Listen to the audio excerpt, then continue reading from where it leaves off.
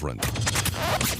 Good afternoon. I'm speaking to you live just outside. I like to think balding is just God's way of saying, now let's see you get laid.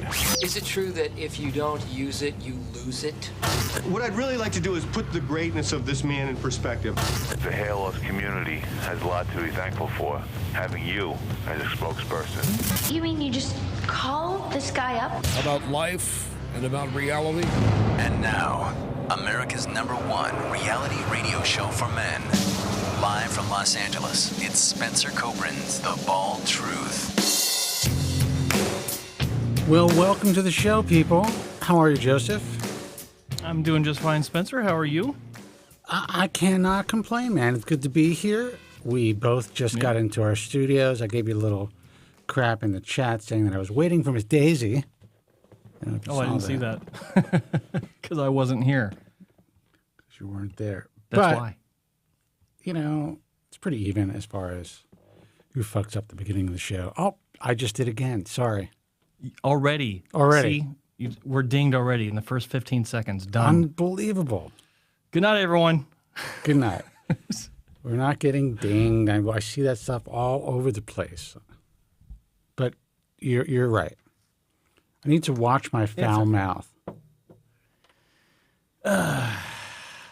It's all good. It's all good. How was Guys, your week? the phone. What'd you say? How was your week? My week was very productive. Usually, what I like after the show is you tell me how productive it was, and it's like, wow, that's actually good news. I like hearing about your week after the show is done because it's usually more productive than mine. Well, you know, as my window on life is starting to close in. Oh, Jesus. As I realize the reality of, you know, my time spent on this earth and the potential time left, I try to get as much into my week as possible. I try to get some fun in there. I still am obsessed with this business, which has caused me a lot of problems in my life, but I can't help it.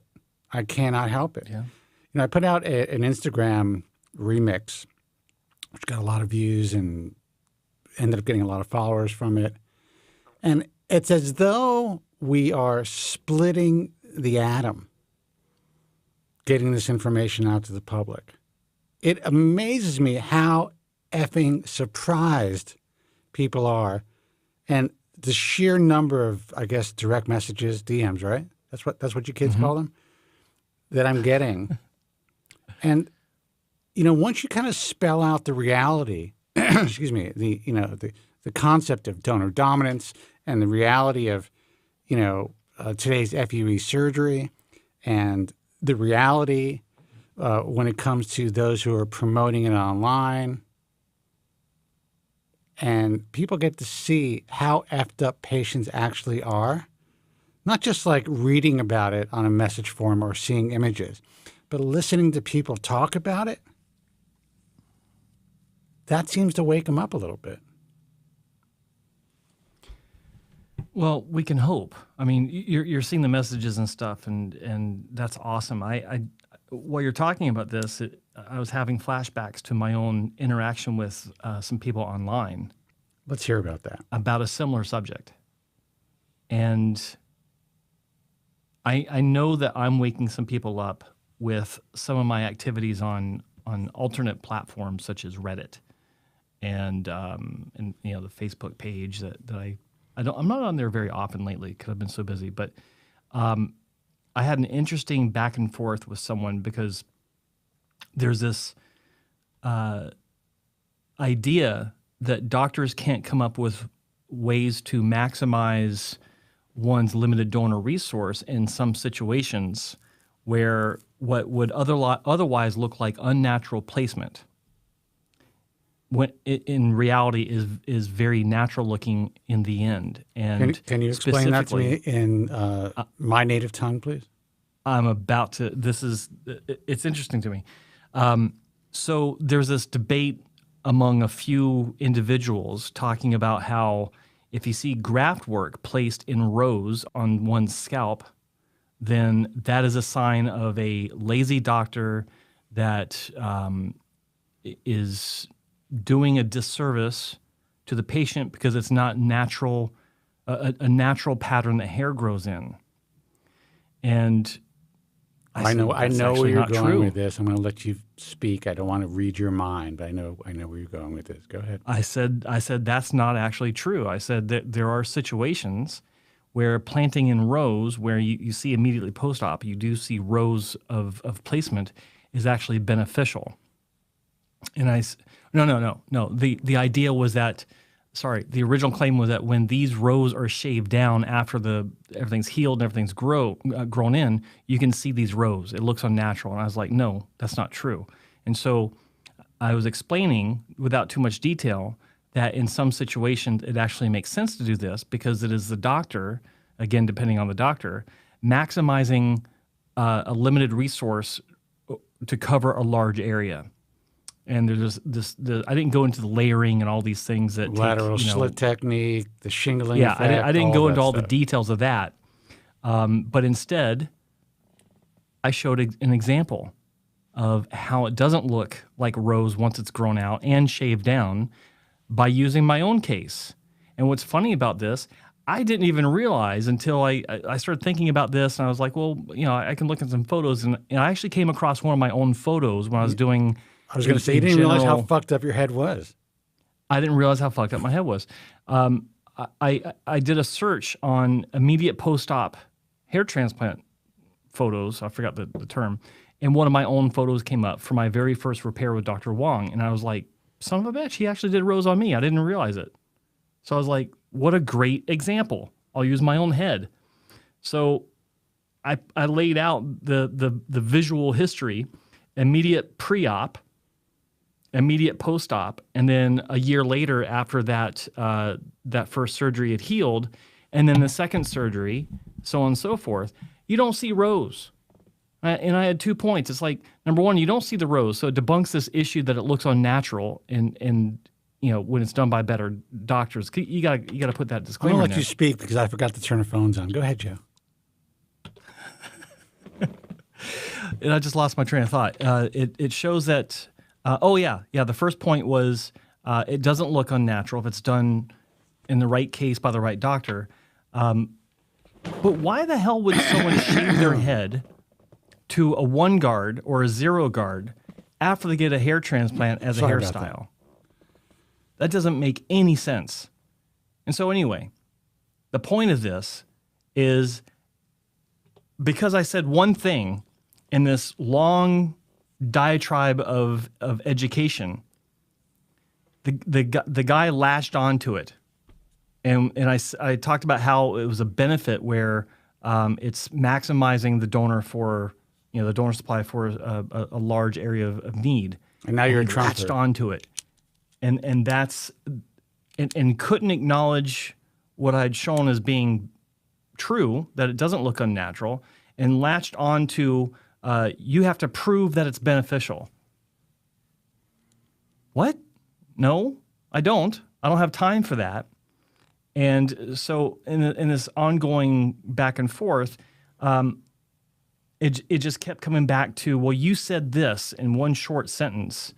And it's like, okay, let's just take that out of the equation, focus on the original point. Do you understand? Do you agree? And couldn't do it. And so my point with this was, with regards to what you're talking about, there is hope out there. There is a sliver of hope out there. But there's also a lot of people out there that have no idea what they're talking about, and they're pushing themselves as authorities, as people that know what they're talking about. They've not had any surgery, and they're using their critical eye based on looking at photos for a couple of months to convince people of things that aren't true. That's my rant for the day. The way I see it is, whoever chooses to make a decision to have life-altering surgery based on social media of any kind, including the message forums, they're on their own. Mm. That's it. It's their choice. And you know what? All that does is it brings these people back a lot of times, and then it is a cautionary tale for others. That's where these cautionary tales come from. It's situations like this. Yeah. People making their decisions on such exchanges, such back and forth. I have people trying to argue with me on Instagram, and I'm just like, good luck, dude. I wish you the best of luck. It's no argument. I got no skin in the game.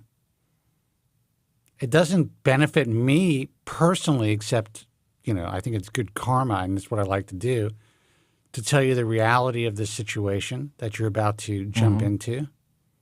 As a matter of fact, it would benefit me financially a hell of a lot more if I just did what all these other assholes did and just, said, yeah, when people ask me for recommendations, write down a recommendation. Tell them to go have surgery with so-and-so. I don't do that. You know what I do? I'm like, yeah, you know what? Surgery may not be for you. Remember, okay, here's where you can go and start to do your research, but surgery is the last resort. I will never say, people actually ask me directly on this thing now that it's getting a little bit of, I'm getting a little traction, about specific doctors. And they've asked me about specific doctors in the IHRS. I won't answer them. The information's out there for you to do your research. We did all the vetting. We, put in 26 years of our lives. And now it's your turn to try to vet for yourself. Here's a group of doctors who have consistent results. Go. Give it a shot. Learn. Educate yourself. Call the show. Ask questions. I'm not going to tell you to have surgery. Why haven't you had surgery, Spencer? That's a big question. Or who have you had surgery with? And I have to say, I haven't had surgery. And these are the reasons why. The same reasons why I tell you guys that surgery is the last resort is the reason I haven't had surgery and the reason I continue to paint my head. Went to get a haircut today. And I see that. Thank you. My barber noticed a little more paint. Now, he's an older guy. I give him a little bit of I give him a little pass. And the reason I painted before my haircut is because I had to come back and do the show. So I showered and painted, got everything ready so that I can come back. He can just coif my hair and I can go. Guy's been cutting my hair for 20 some odd years. First time he noticed the paint.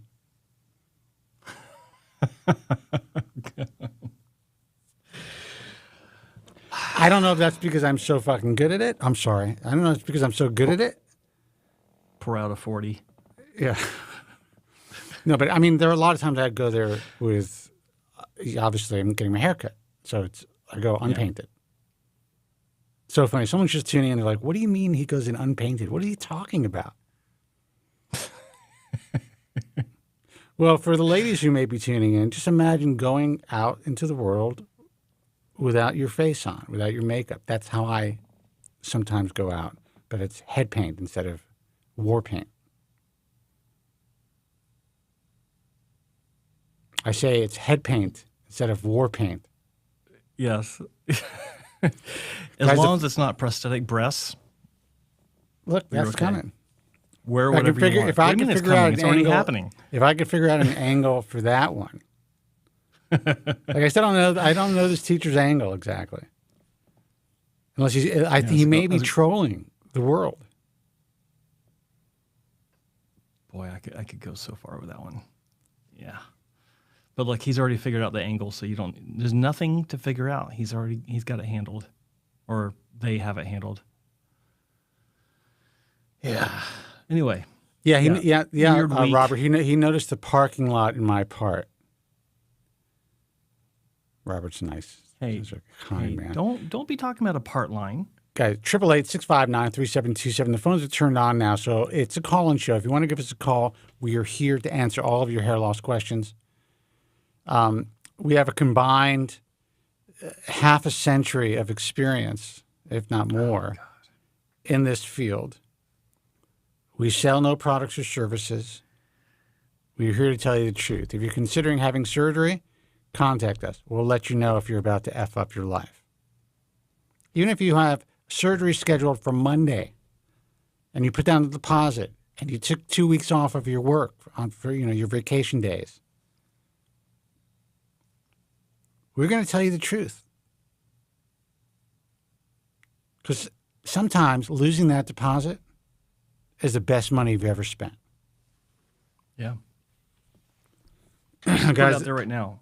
No matter where you're going, no matter who you're choosing, if you're having surgery, you stand the chance of being screwed up. Yes. Doesn't matter where you go. Just saying. No one wants to hear that. No. And the guys on Instagram who are like, I don't understand. Why are you so anti-surgery? First of all, I am not anti-surgery. I built a career talking about how to have safe surgery. I founded an organization of hair transplant surgeons more than 2 decades ago. How could I be anti-surgery? I am pro-smart consumerism in this completely unregulated cesspool of an industry. And that's something that people are not used to seeing. They don't understand it. It doesn't compute because all they're used to seeing are the thumbs up, the before and afters, the Turkish chicks dancing around in their clinics. Influencers saying what a great, experience they had after their 3rd week, returning from, their hair transplant. Lies. All lies. Some guy sent me an image from a Turkish clinic that was directly post-op and asked me my opinion. God bless him. I can't even answer these people anymore. I don't want to be nasty online to these people, to these clinics or whatever. That's not how I operate. I just want to get through these guys' heads that this is real surgery. You can get really screwed up. Do not make your decision based on your Instagram feeds or your Facebook feeds or any social feeds. These are all great examples of what can happen, some of the good things that can happen if you decide to have surgery. Now it's time to start to really do your research. Guys, 888-659-3727. Let's take a phone call. Hey, you're on the air. Who's this and where are you calling from? Hi, this is Gina. I'm calling back after 4 years. Gina, how are you? Yes. Hello, Gina. Hi. Hi, do you remember my phone call? I do remember your phone call. And I actually think that you follow me on Instagram too, right? Yes, I do. Hi, Joe. Hello. Hi. So I got a few minutes before I have game night at my house, and I have been dying to call you guys up. Okay. Just to give you an update. Let me hear it. And then sometimes I put your show on, and my husband, he says, "You watch them, or you hear them?" And I said, "Yes, I do."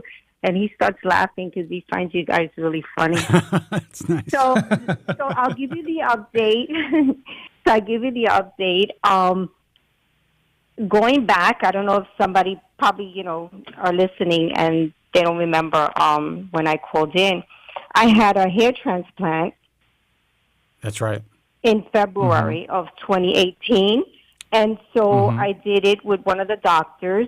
And I was excited when I first called you guys and told you, oh, it was great, blah, blah, blah. And then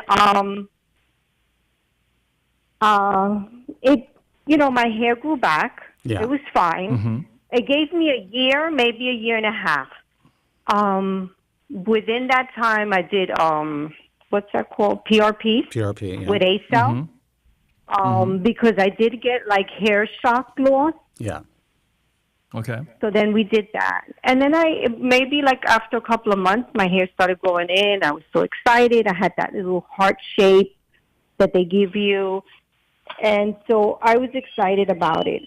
So 2 years later, I decided to get the gastric sleeve. Right. So then when I had it, I was on finasteride. And then I got off of it maybe 2 weeks prior to the surgery. Now, why did they have you? And then I went back on it. I'm curious, why did they have you get off of it? Oh, because I guess I was doing the surgery, and it was his decision, to say, listen, I don't want you on these meds, and and when after the surgery, you can go back on it. Right. I guess it was just precautious. They were Sure. being more, So I went off of it, and then I went back on it. So I would say when I was going to have the surgery, my doctor says, Gina, you might lose your hair a couple of months after surgery because when you lose so much weight and then you're not eating as much as before, you're going to lose your hair. And most of the patients do, but they'll get it back, within time. So Right. what happened with me is I never got it back. Oh, wow. So my hair transplant went to the garbage. Let me ask you, did the transplanted hair fall out as well? You know what? The other day I was like, I'm going to check. And I was looking, and you know what? To the garbage. I can only find I really can't find all the hair transplant. I can find just a few. And I said, wow, this was a loss. This was a waste of my time. Well, let me ask you a couple of questions. Okay, so you were dealing with androgenetic alopecia, correct? Yeah. And you decided to have a hair transplant. Now, correct. Did the physician who performed the transplant, did he suggest you get on finasteride? And I'm assuming that you're out of your childbearing years at this point. Oh yes.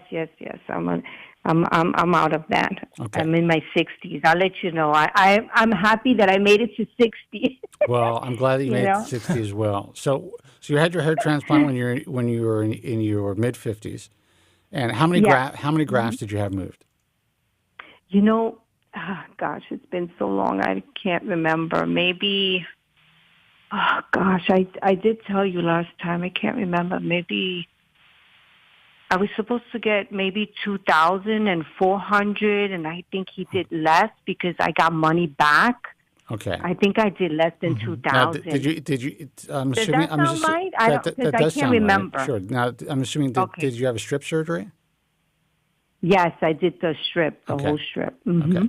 So what you're saying is when the hair grew in initially, you felt that it was aesthetically pleasing, in the right direction. Yes. It filled in the areas that you needed filled in. Yes. Okay. And then throughout that process, you felt that you lost some ground before you had your gastric bypass. What was that question again? Did you feel that you lost some ground before you had the gastric bypass surgery? Feel like you lost some hair? No, I was okay. No, I was good. I was good until I did the surgery. How long ago did you have the surgery? I did my surgery on September 2019. Okay, so you were only off finasteride for 2 weeks? Right. With the surgery, I got off of it for 2 weeks. You know what? Let's say I got off of it for 3 weeks, maybe a week before and 2 weeks after. Okay. No, 2 weeks after. No, 2 weeks before and probably a week after. Okay. So after the surgery, were you given any type of protein supplementation or anything to try? Yes, I was doing the protein. I was just really not able to keep down a lot of my food. The protein had that, they have that artificial Sure. I'm going to keep asking you some and I questions. couldn't tolerate it. So how much weight did you lose and how quickly? Oh, I was like 223. I went down to maybe 150. Okay, wow. So maybe 145. You lost a lot of weight. So that was you went through a tremendous shed. You went through a telogen effluvium, which it happens to most people who have gastric bypass who aren't able to get the right nutrients. I mean, there are ways to avoid that, but most people just don't do it, and it's all about supplementation. Exactly. I just wasn't consistent, and I was like, I tried, but, I'm not a person that I'm consistent, so I kind of slacked off. I have to be very honest. But even though on the times that I was taking the protein, I just couldn't tolerate like that kind of the artificial sugar.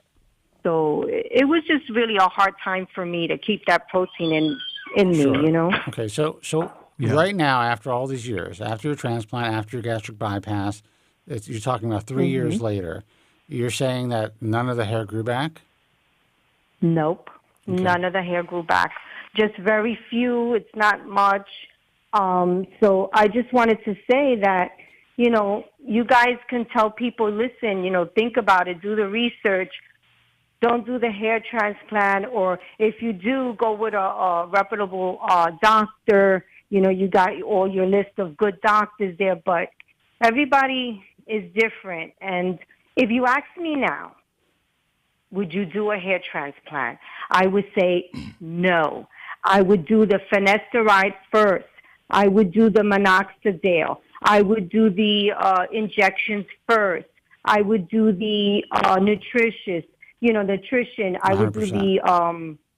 I would do the hormonal what do you call that you get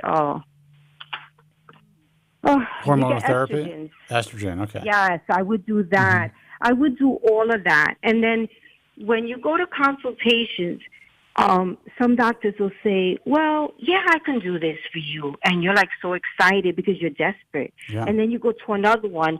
And then some of them are very honest, and they'll say, listen, I can do this and I can do that. But, you know, in a couple of years, you're going to need another transplant because you're going to do, you know, you're going to go through shock loss sometimes. And you're still going to thin out later on. Now, you're going to continue thinning on other areas. Let me ask you a question. Did you have more than one consultation? Yes, I did. And there are doctors who turned you away? There was one doctor that he said, you know, Gina, I can do this, but you know what? I can give you 4 or 5 years. He says maybe the max 10. He said, but you're going to need another hair transplant, and you're going to lose more hair in other areas because this is a pattern that's going to happen regardless. Now, you know what? I was so where'd you end up having it done? Yeah, and that's very common. So I had it. Yeah. So I had it with Dr. Ziering. I went to Dr. Ziering, and I said, you know what? I'll do it with him. And I did the surgery with him. Listen, you know, but I didn't listen to the other guy that was telling me. I think Dr. Ziering knows my feelings, and everyone in the industry knows my feelings about performing hair transplant surgery on women and just the tremendous risk. You know, there's a philosophy in the industry, even by some very good doctors, who are like, well, listen, you know, we can make somebody happy for a few years, and that can get them over a hump. And then, you know, with a little luck and the right medication, maybe we can help them hold on to their hair. But when you're dealing with female or androgenic alopecia in women, you know, your donor area in general is not stable. So, you know, many years ago, I wrote in a it was written in a textbook, and it was also written, I think, through WebMD, that only about 5% of women with androgenic alopecia make good candidates for hair transplant surgery, and the entire industry lost their effing minds when they read that. And now it's written in stone, and it's out there in, you know, kind of being regurgitated on the internet, and also being put into different papers that physicians are writing, and it's kind of become almost a pretty heavy stat for doctors who are writing articles on androgenic alopecia in women.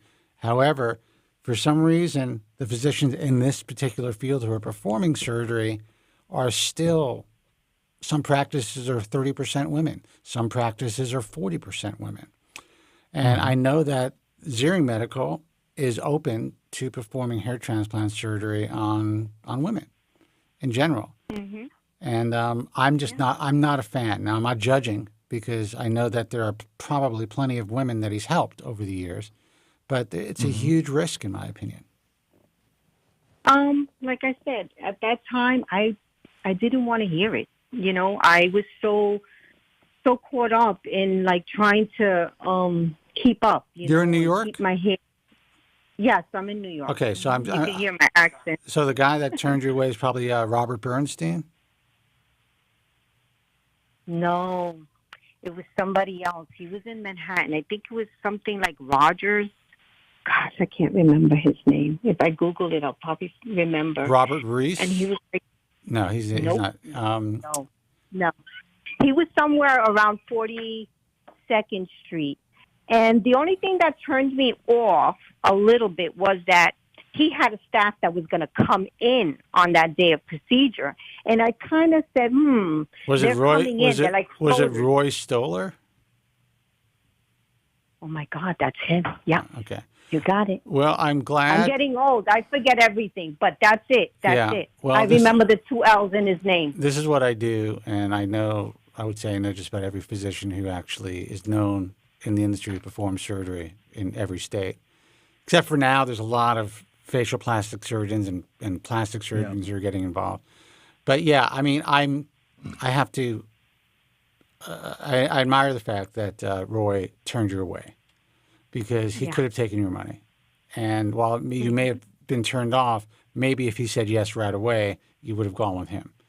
And Probably, it may have turned out worse if he was bringing in a staff from the outside. Yeah, that's what when one time I heard you guys were saying, these people, they come in and out, and I was like, that rang a bell. And I said, no. I remember you guys were saying that, and I said no. So that's why I went with Dr. Ziering, because he had his staff there, and that was the staff. Look, he's a full-time hair transplant surgeon. He has a full-time staff. He's got a good operation. I do not agree with performing hair transplant surgery on most women with androgenetic alopecia. I'm not a doctor, but, I've been doing this for a very long time. I would say the vast majority of women who undergo this procedure end up being unhappy in the end. They've wasted their time, their money, and they usually end up with a linear scar, and they have to wear hair anyway. So I think your story is a cautionary tale to all the women who are listening right now. Mm-hmm. And I'm sorry that happened to you, but you also sound like you have a really good attitude about things. No.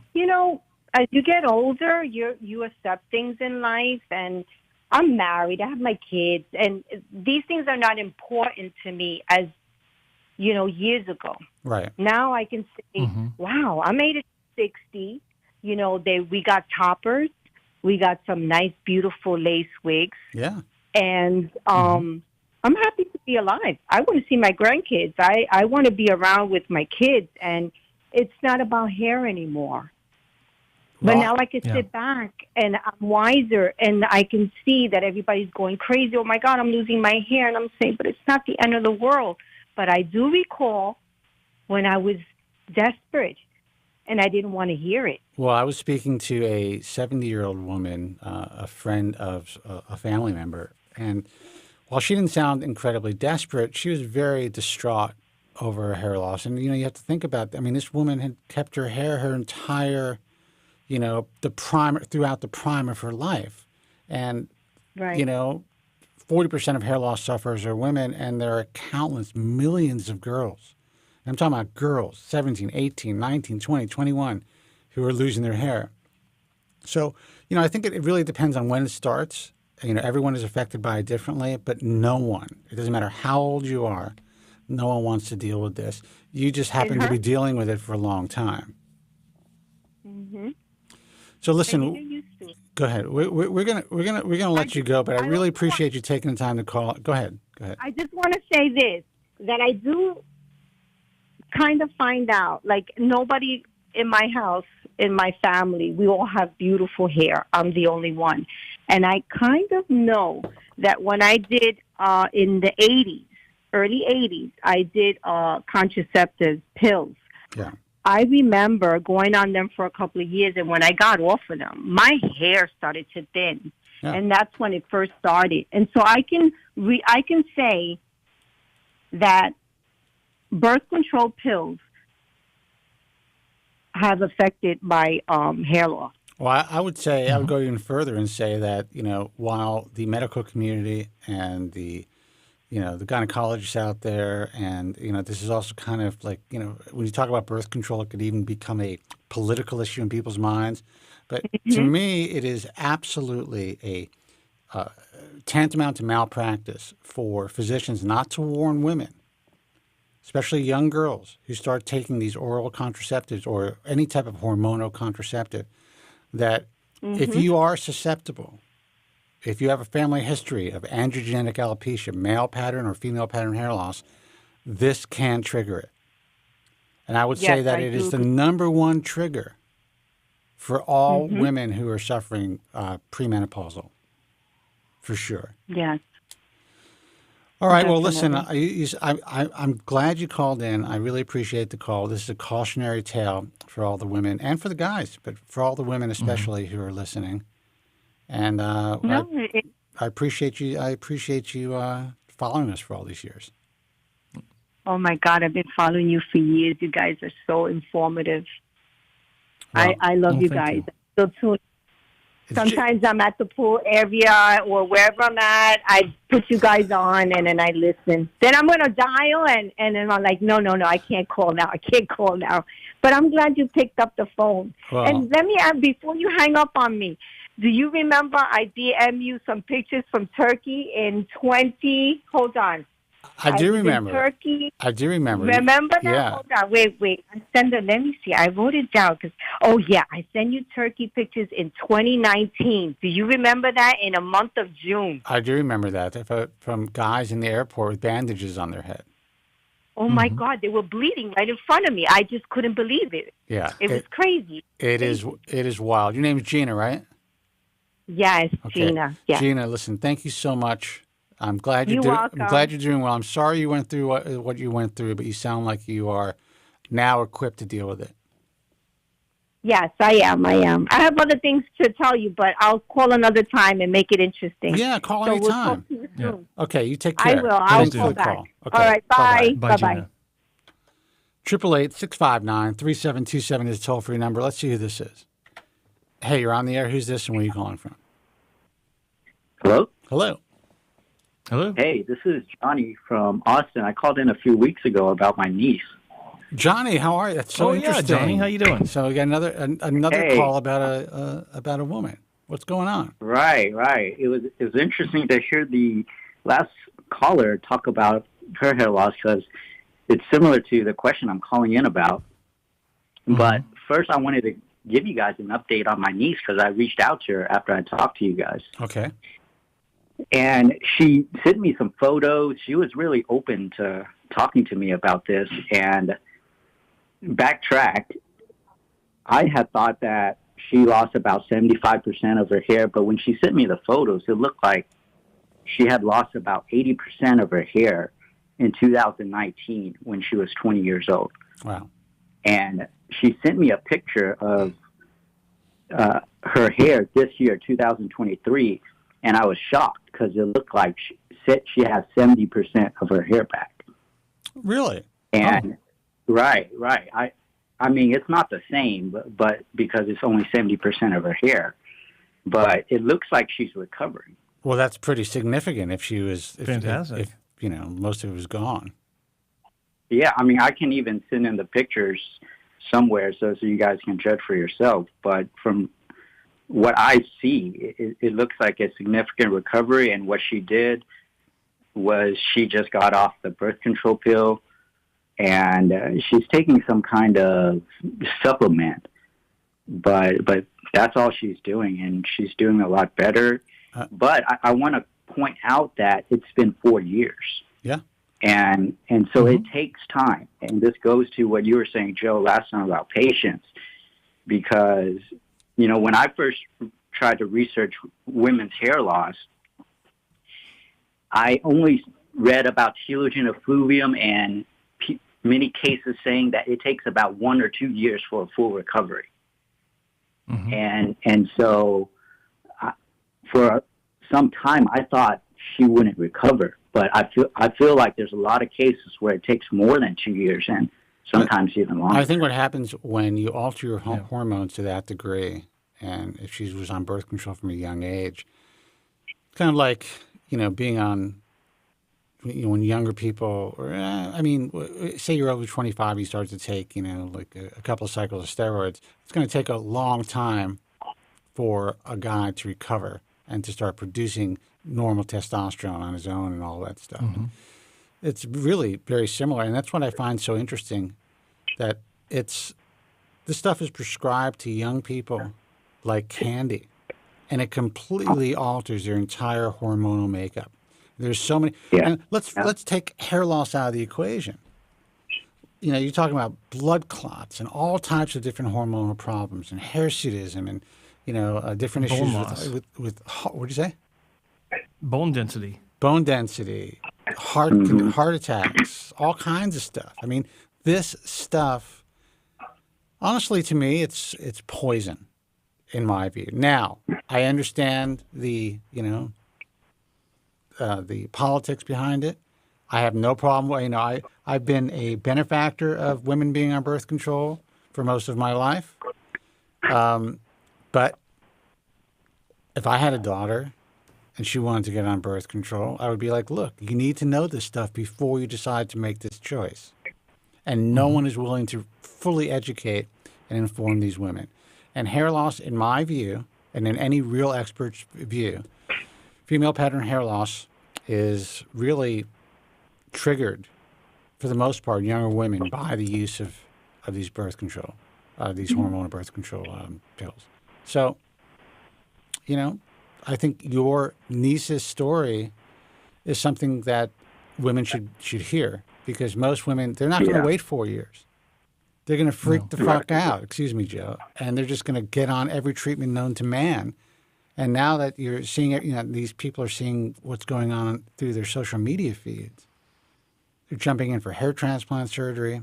They're taking all types of other hormones, or they're getting back on birth control.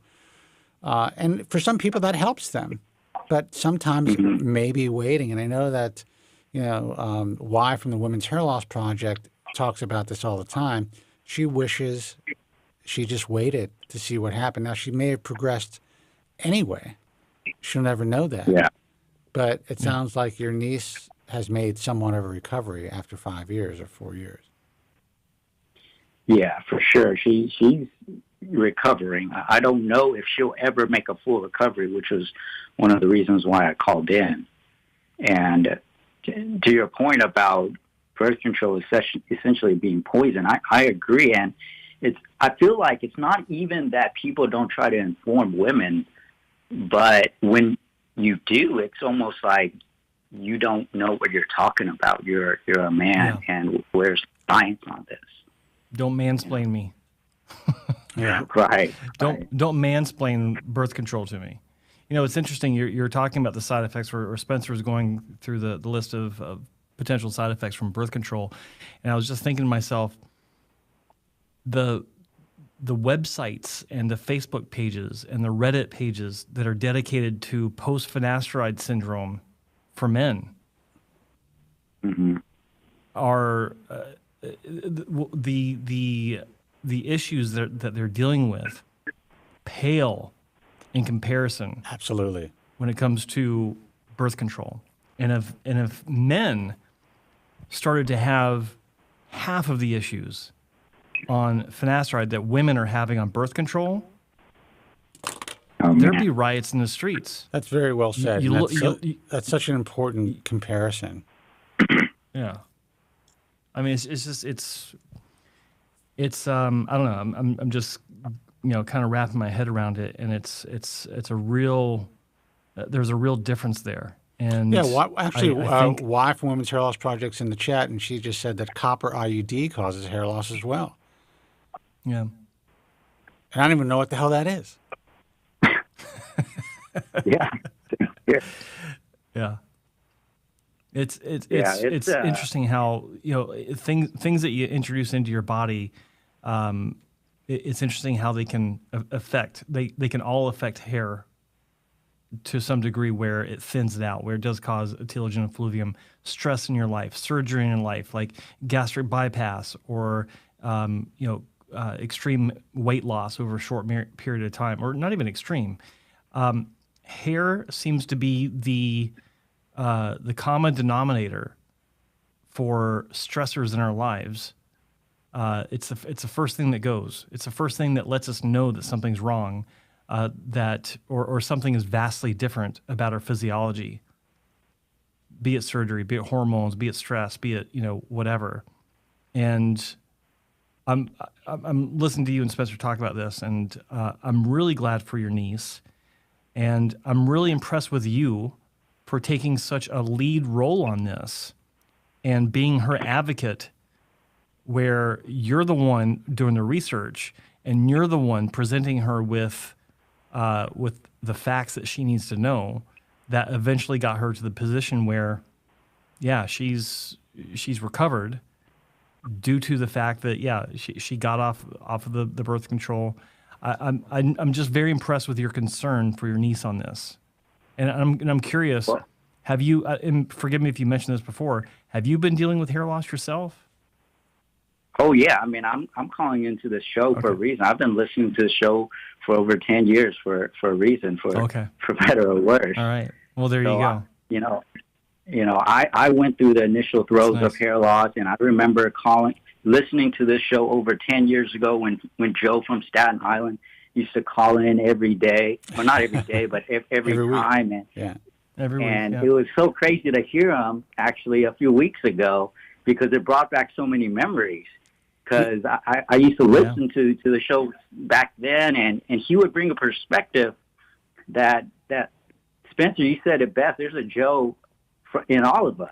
There's a part of Joe, and there's a part of Joe in all of us, for sure, man. Right. He was that end of the spectrum that I was trying to get people out of.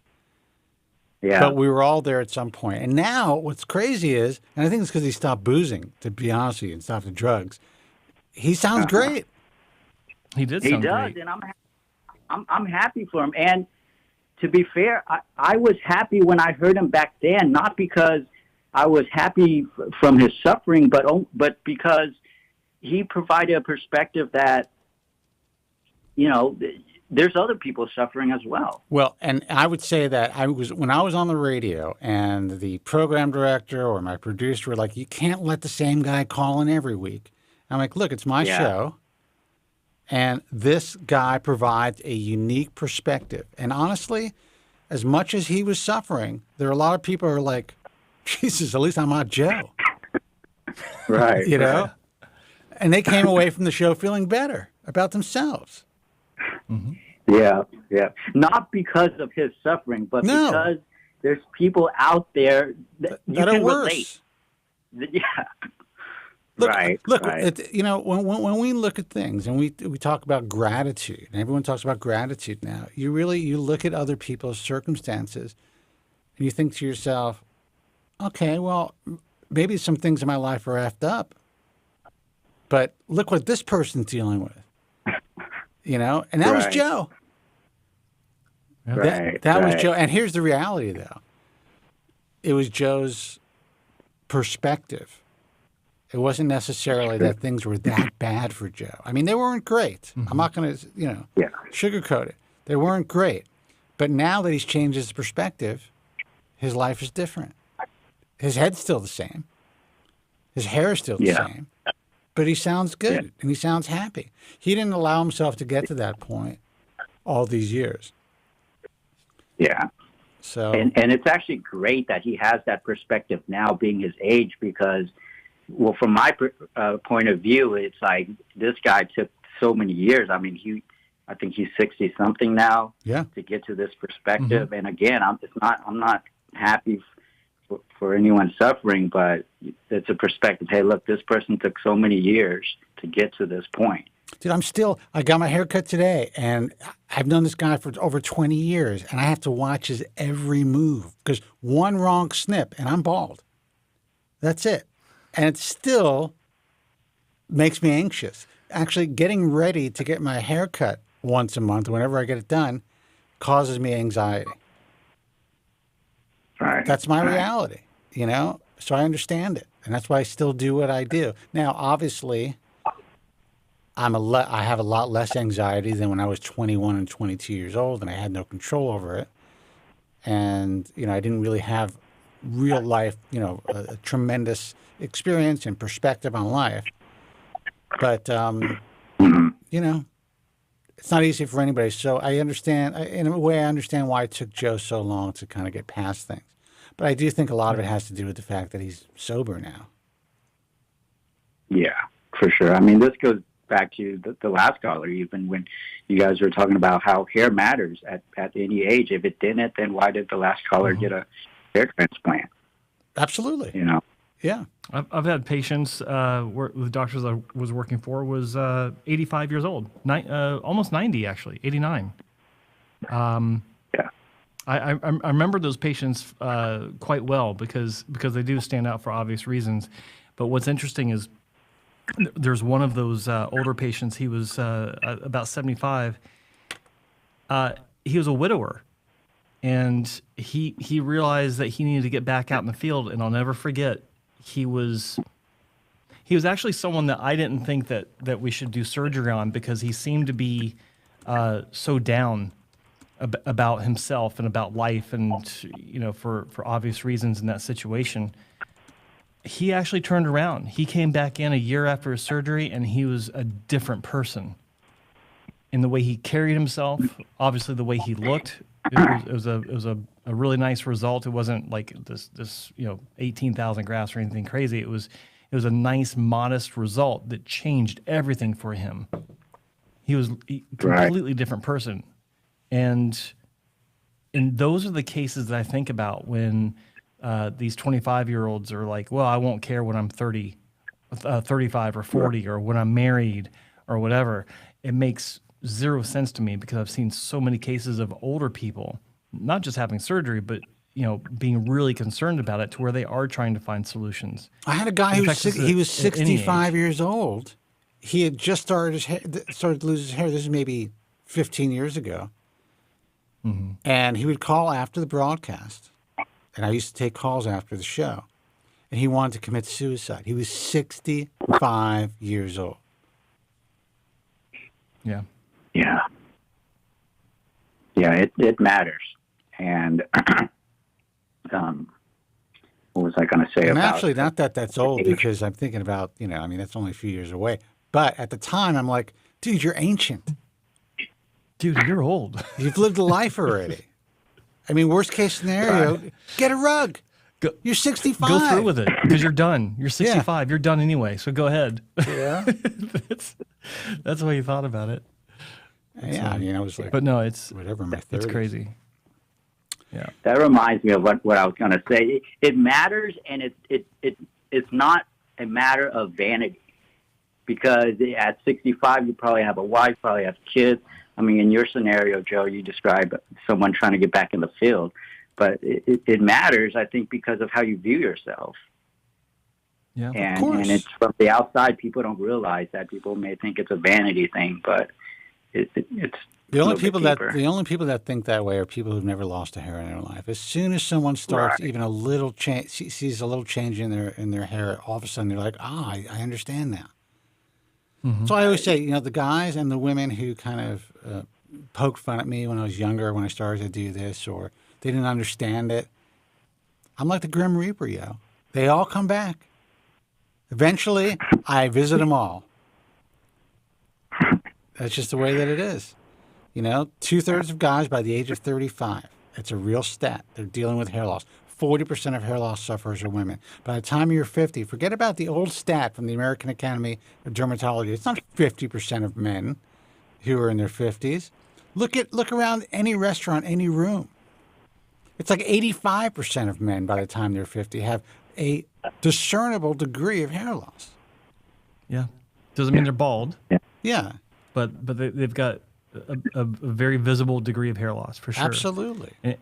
And when I went back to my my most recent high school reunion, I found people that were pointing at me when I was losing my hair at senior year of high school, and I had a big banner set up, and it said, "F you, you're now bald and I'm not. Ha ha." No, you didn't. With my business card. Just kidding. Just kidding. Just kidding. You took out a booth at your high school reunion. Yeah. All right, brother. Listen, man. I really appreciate.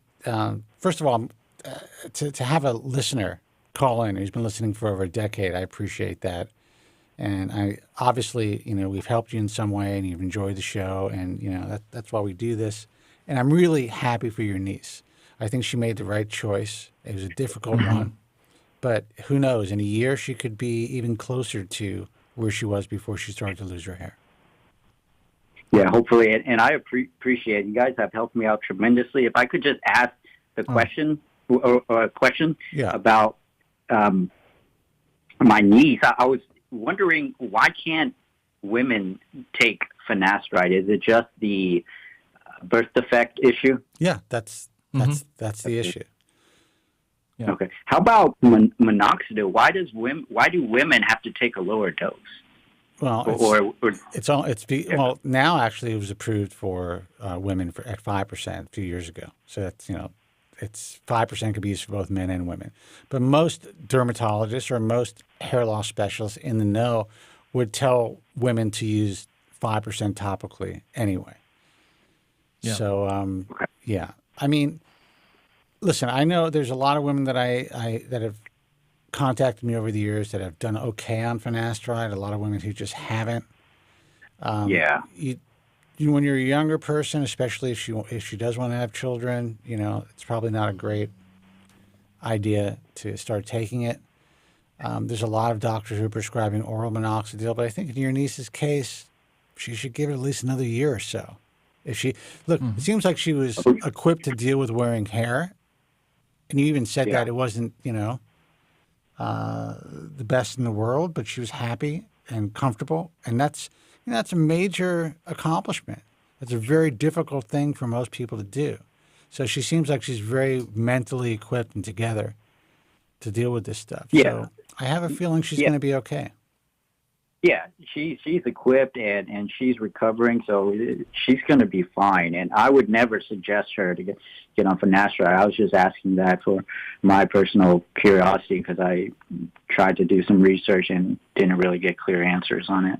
Yeah, well, good luck getting anything clear online today when it comes to hair loss. Right. It's very difficult. All right, guys. All right, brother. Good luck. Thank you. All right, thanks a lot. Appreciate it. Thanks for calling. 888-659-3727. Let's see who this is. Hey, you're on the air. Who's this and where are you calling from? You're going to have to turn down your computer, man. Yes, hello? Yes, hello. Hello. Yes. Yes. Yes, yes. How you doing? Good. How you doing? Good. I'm Rob from New York. Hey, Rob, can you turn down your computer? How you doing, man? Or your phone? Oh, yeah, sure. Appreciate it. Okay, is that better? Right now I hear it, but maybe it'll be better in a second. Hold on. Sorry about that. You got to turn it off. Yeah, I just turned it down. Okay. So what's up? Okay. Yeah, just got a question. It's a basic question. When it comes to hair transplantation, blood pressure, is that an issue? Because I have a friend of mine who's considering it, and it's also a question for myself. Yeah, I'm going to let Joe answer this because he deals with a lot of patients one-on-one, or he did at least. Right.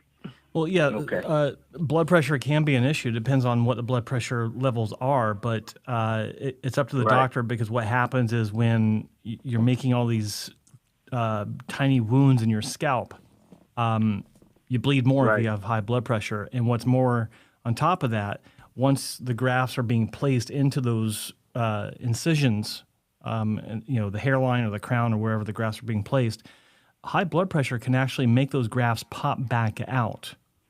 And that's an issue for a couple of reasons. One, obviously, you don't want grafts popping out. But second is if it's an issue, if it's a chronic issue throughout the procedure, then those grafts are being handled more than the doctor wants them to be, because the more that you physically touch the grafts, the higher the probability of those grafts they're having to be reinserted will be damaged. So I've seen cases where a patient maybe didn't have such great growth at the end of 1 year, and then you look back in the chart and it was noted that the patient did have high blood pressure, and that there was a lot of popping due to high blood pressure. And so a lot of doctors will recommend that you take specific steps to bring your blood pressure down. They may recommend that you see your general practitioner for medication that can help bring your blood pressure down. Some doctors will even prescribe, not prescribe, but they'll administer vitamin K before a procedure to thicken the blood, because they think that that's actually going to help lower the overall blood pressure. So, I mean, there are ways to address it. I'm a fan of the long road. Find ways to lower it on your own through your regular doctor. Don't look for shortcuts before the surgery. You want to be able to go in to where the doctor doesn't look at your case and decides he has to take a different approach because of some sort of shortcoming, such as blood pressure, right? So, whatever the reason you have a high blood pressure for, address that. And once it's in a safe, normal level, then it should be fine to have surgery. Right. Okay, so that's something that the hair transplant doctor doesn't. They don't prescribe that at the surgery if it was needed. That's something that has to be done ahead of time. I get it. Well, it depends on the situation. Like some doctors will give a temporary treatment before the surgery, but I'm not a fan of that because you don't know how it's going to, will it bring the pressure down enough? Will it be long enough that it's been reduced? I'm a fan of the, look, if you're going to lower your blood pressure, you want to do it for your health in general, not just so you can go through the surgery, right? So I recommend that you just talk to your regular doctor, do some research on why you have high blood pressure. I mean, it could be for any number of reasons, and work to address those issues so that your normal everyday life is with normal blood pressure as opposed to high blood pressure. That way, when you go into this, there's nothing, no surprises, no special shortcuts that have to be made to deal with that issue. You're just like any other patient, because when you add in special circumstances to a case, then that adds in a little bit of risk. You also don't want to have a stroke. On what that circumstance is. Or you also don't want to have a stroke. True. Exactly. Yeah. Right. Yeah. Right. Okay, that makes sense. How old are you? I'm 52. I have it pretty much under control, but it was, it's just something. Sometimes, I get that white coat syndrome, and I sometimes get a little excited. I have white coat syndrome, and so the key is, and most good doctors will tell you that monitoring your own blood pressure at home, these monitors that you get at Rite Aid or Walgreens, whatever it is, they are just as accurate, if not more accurate, than what you're getting at the doctor's office. So true. If you monitor it at home and it's good, then you're probably good. Because when I go to the doctor, that's good. I don't know why, but I guess I was an anxious person when I was younger, and as I'm getting older, I'm less anxious about things. For some reason, when I go to that doctor's office, man, my blood pressure is like through the roof for me, and it's perfect otherwise. No, I know, but they don't go by that, unfortunately. So, that's the problem. Well, they will. A good doctor will tell you to monitor your own blood pressure and show him, take images and show him. Oh, man, okay. All right. That's an option. All right, sounds good. That answers that. So that's for me and my friend. Thank you. All right, brother. Take care. Bye-bye. You're welcome. Thanks for calling. All right, take care. Take care, guys. All right, thank you. Bye-bye. 888-659-3727. There's a part of me when I hear guys from New York that I just miss New York. I know New York is not the same. It will never be the same as when I grew up there. But he sounds like every kid I grew up with. Yeah. Just about. Sounds like one of my buddies from New York, from Queens. It's funny because I lived in an area of Manhattan where it is. I mean, it's the Upper East Side, but when I was a kid, those blocks were essentially Yorkville. So you had like Irish kids and Czechoslovakian kids and German kids and like a handful of Jews. That's why we used to get chased around all the time. My mother didn't want us to wear the yarmulkes when we were young because of that. And everyone else had those accents. Kids are the worst. except the Jewish kids for some reason. Now, I have a little bit of an accent. Sometimes it'll come out with certain words. Mm-hmm. So that was like another tell in the neighborhood. Like if you didn't have a heavy New York accent, somehow they knew you were a Jew. There's no escaping it. You're screwed. You're screwed. Guys, the phone number is 888-659-3727, 888-659-3727. We do have all of our lines open. Everyone just hung up after this last caller, so feel free to call in. If we don't receive any more calls, we are going to call it a night because I think it's been a successful show. Done our job. I think so. And I got stuff to do. It's been a busy day. I'll tell you a quick story though. I had two good phone calls today. One of them was a doctor that I don't work with. He's eventually probably going to come into the fold. I've talked to him twice actually, and he's been contacting me, asking me for advice on different things in his practice. And this is one of the things I do behind the scenes with doctors I do work with. But listening to this doctor talk and the things that he was concerned about and the things that he wanted to do over the next year, if we can come up with a plan for him, it gives me hope. It makes me recognize that there are good doctors out there that no one's heard of. Oh yeah, that are coming into the scene that are learning. It's interesting. He's a second doctor very recently that has trained with a doctor that in the past I would think, oh my God, don't ever consider going to this doctor. They train with this doctor, but then they took what they learned from this doctor, flushed down the toilet all the bad stuff, and reinserted and inserted their common sense, I'll say their good sense, not common sense. Their good sense about how to do things. Is this a and U.S. turned doctor? into damn good hair transplant doctors. Is this a U.S. or UK? One of them's U.S. One of them's U.S. Now, there's a lot of guys who trained with a guy who had the last name starting with a D, and I find out, and some of these guys end up being really good. Yeah, that's one of them. And that's one of them. But Actually, this guy, to him today. in a million years, I would never have ever brought onto the IHRS, and never did. And I think what these guys come away with, at least this one doctor that's part of what we do already, is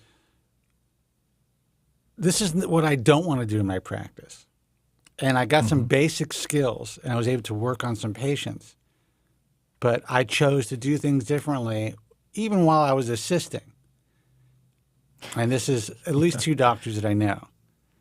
And so sometimes, even if a guy, what'd you say? I just realized that's why that doctor would have some decent results coming out every once in a while. It was the people he was training that were refusing to do it the way that he taught them how to do it. 100%. And so that's also, it's interesting when people say they've trained with somebody, and I know, and it's a good point, Joe, that in a million years I wouldn't go to this guy's practice. You're still getting time on tissue, and and if you're willing to kind of look outside of that own little, that little bubble that is being created for you, and look at go to meetings and look at what other doctors are doing. At the very least, you're getting some hands-on training, because usually guys like this, in my view, they're super lazy doctors, and they end up having their preterns do all the work. So they have a lot of opportunity to learn. Well, it was great talking to the guy. I'm going to be working with him on some plans for some things that he wants to accomplish over the next year. So I'm looking forward to that. But then I also got a call out of nowhere from someone that used to be a consultant that it's kind of funny. He had a great idea for the show for us. And I thought it was interesting. His idea was that, and I'm paraphrasing, something along the lines of talking about how it's important to do research not just by looking at clinic websites, but trying to reach out to patients to talk to them about their experience and learn comprehensively, as opposed to relying on just a clinic's website. That is a brilliant idea.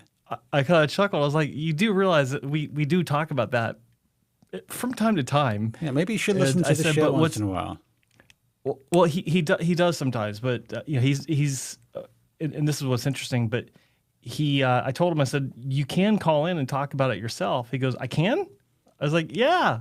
Like, that's what the phone number's for. He goes, yeah, I didn't know how it worked. I was like, well, it works by you pick up the damn phone and call. Pick up the phone, fool. And you dictate the direction of the show. And what was nice about hearing from this guy was a former consultant. I trained him.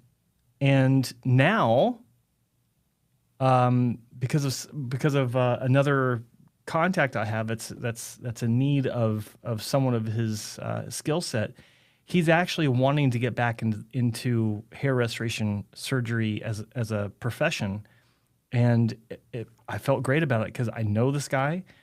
He's ethical as hell. He's all about the education, and it's nice to have one of the good guys back in the fight. And so it was a good day on that level. I've talked to some good people today that have a good outlook on the industry and what they want to do in the industry and try to help others. So on that level, on that front, it was a good day. Speaking of wanting to help others and help, be there for patients and work for and get information out to the patient, I got some crap in a private physician chat group that we're involved in. Oh, I saw that, yes. For essentially just pointing out the insanity that's going on in this industry from a guy who DM'd me, who is a consultant / salesman for, a well-known clinic in Australia that is involved with this other, I'll put it out there, organization that claims to be, fighting a good fight to help patients. Mm-hmm. And this consultant who learned from these physicians essentially, this guy is trying to tell me that, well, he disagrees with the fact that, I wrote that it's really important to have a really good assessment of how much miniaturized donor area you have before you actually move that hair and have a hair transplant. And I kind of liken it to, you really can't build a strong deck just by taking a cursory look at how much wood you have. You have to see how much wood actually has any rot or if it's, damaged in any way. And this guy said he disagrees. Yeah. He disagrees with me. He said any good clinic knows that as long as you shave down the person's head and you see where the shadow of the donor wreath is, you essentially can predict how far their hair loss is going to progress. Now, there is some, if you're a real expert, you know exactly what to look for. I mean, there's some truth to being able to eyeball it to some degree. But when it comes to FUE surgery, in my view, if you don't know exactly what percentage of that donor is miniaturizing and you move that miniaturized hair, and it's already miniaturizing, that guy has to do well on medication. And if he chooses not to take medication, and if he doesn't do well on medication, that hair that's being moved is temporary. Here's my take on that. Being someone that spent years looking at tens of thousands of donor areas, I can look at a case, and I can see in some cases, many cases, how far they could potentially go. Not how far they will go, right, but how far they will potentially go. And the key is to err on the side of caution. If there's any doubt, you look at the statistics and the way the averages of who goes to a 7 versus goes to a 6 and things like that. You ask about the family history. You really have to actually drill down on that. Not just, oh, my dad was a Norwood 7 and blah, blah, blah. No, you have to, there are several layers deeper that you have to go. You got to go to the Mayflower. You got to go to the Exactly. You got to go to the Mayflower on the background. But ultimately, if you can easily tell that there'll be a 7 or a 6, then they might not be a candidate for surgery to begin with. So if you can easily tell what's going on, then medication is definitely first, and surgery is questionable. And here's the thing. That's the way I look at it. You were also working at a clinic in a time, and for a clinic, I mean, you work for a few, but at a time where the surgery that was being performed was predominantly strip. This guy is in an all FUE clinic.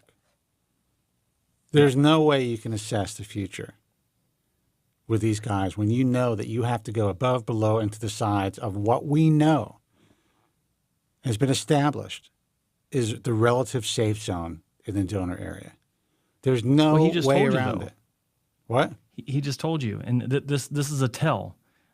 He told you, or he told this patient by saying that you can look at the shadow because that's the only place that they take the hair from, which means that there's a far more limited number of grafts that they'll move over X number of surgeries than some other clinics.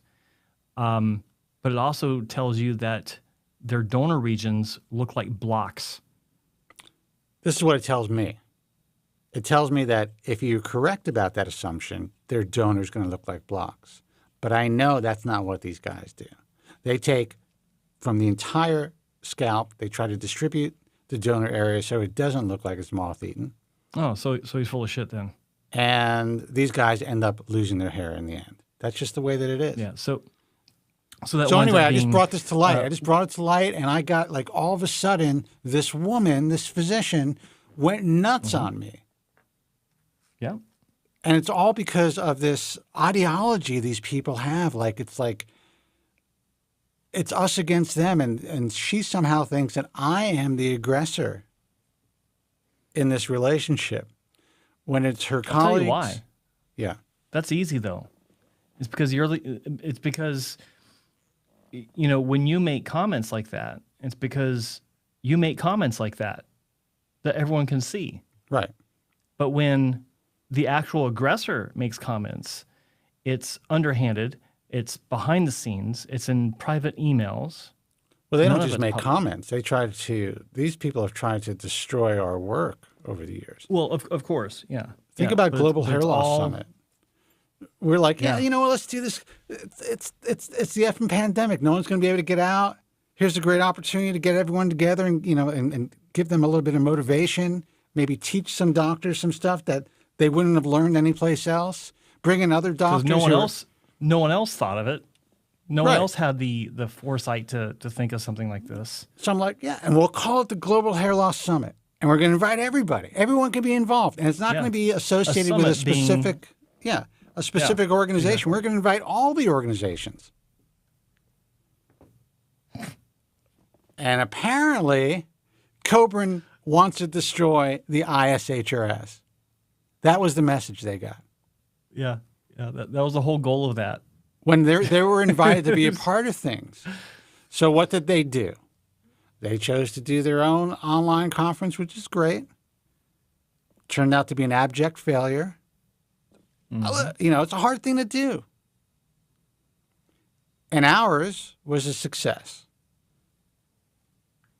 And then they got mad at us for that. Yeah. How dare you do something better?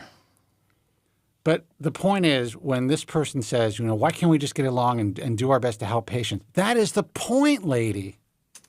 That's what we've been trying to do forever. That has been my message for 26 years.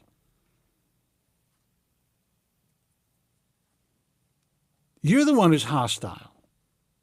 Mm-hmm. You're connected to this bizarre ideology that it's us against them.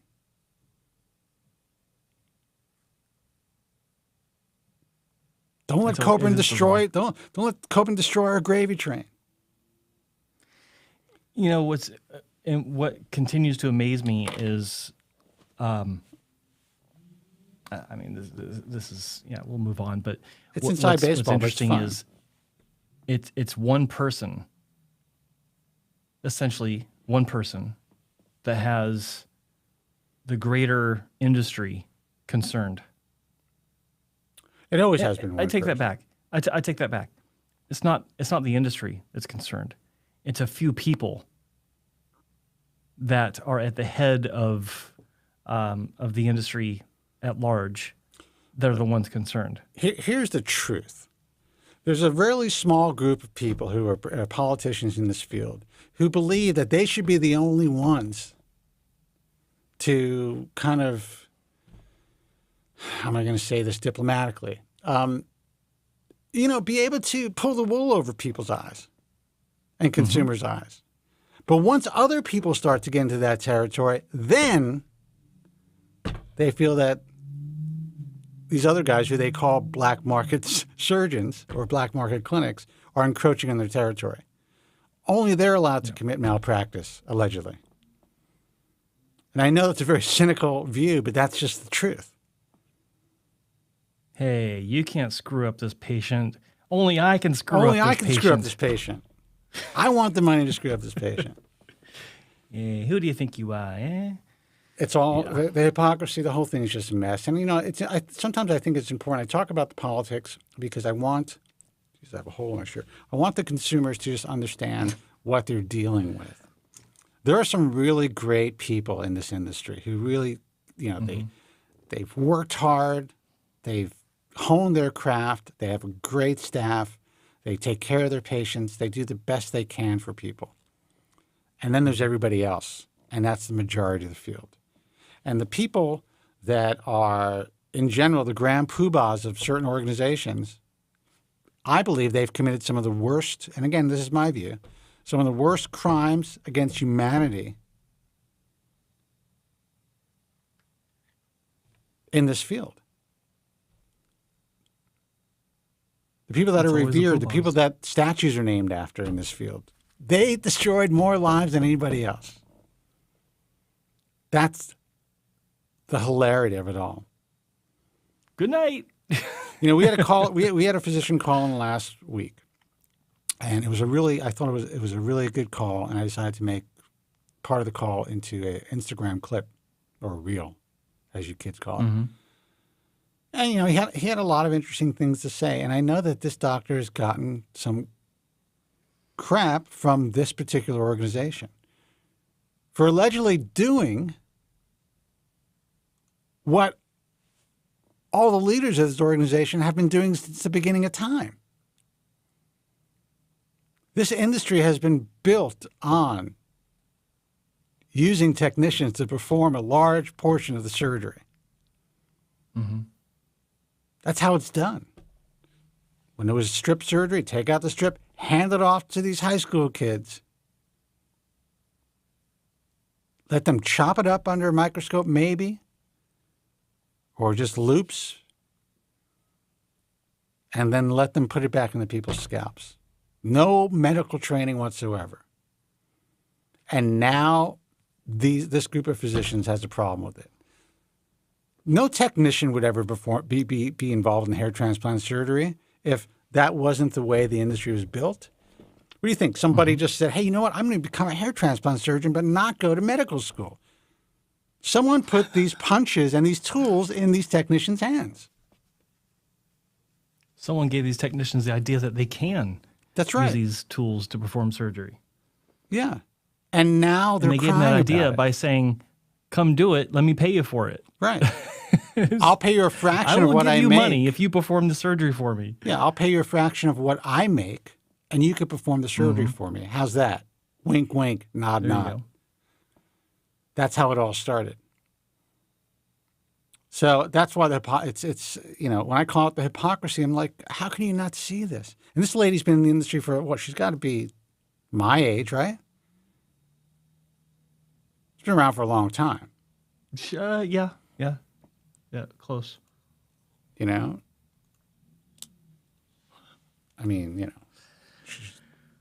was going to say something terrible. Let's take this call. No, hey, you're on the air. Who's this and where are you calling from?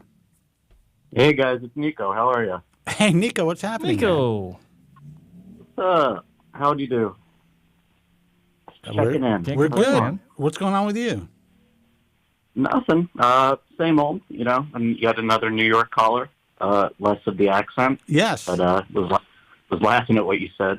What did I say? Crew, about Yorkville and that side of town and the Jewish factor and who gets hassled, who doesn't, who's got the accent, all that stuff. Well, pretty. And I'm your era. I'm younger than you, but I'm heading towards 50, so I know what's up. You know what's up. You know what the Yorkville boys are all about. I'm down. Yeah. I was question. So what goes down in those private group chats? Is it more about how they're improving the industry, what's working, or how they can... It's a lot of dick pics, let me tell you that. I bet. It's interesting. You would think that's what it should be about. Every once in a while, someone will post something interesting, but it's a lot of just really dumb questions, to be honest with you, and a lot of self-promotion. And, once in a while, someone will ask about a case, and then you see the different responses to these questions, and you're like, are you kidding me? How has this doctor been in practice for 25 years and he's making these suggestions? So for me, I would say that it's more of a, it gives me the opportunity to kind of see what's going on in the field, what's going through people's minds, to get some information out there about what we're doing through the show and Instagram. And it's also a tremendous education of the reality of how these guys think. Now, there's some interesting stuff in there, but as far as anything that's being put out to specifically better the field, I don't know, Joe. We've been in these groups for a long time. Have you ever seen anything that really has gotten any traction to better the field? No. There's a lot of arguments. I see along those lines, I've seen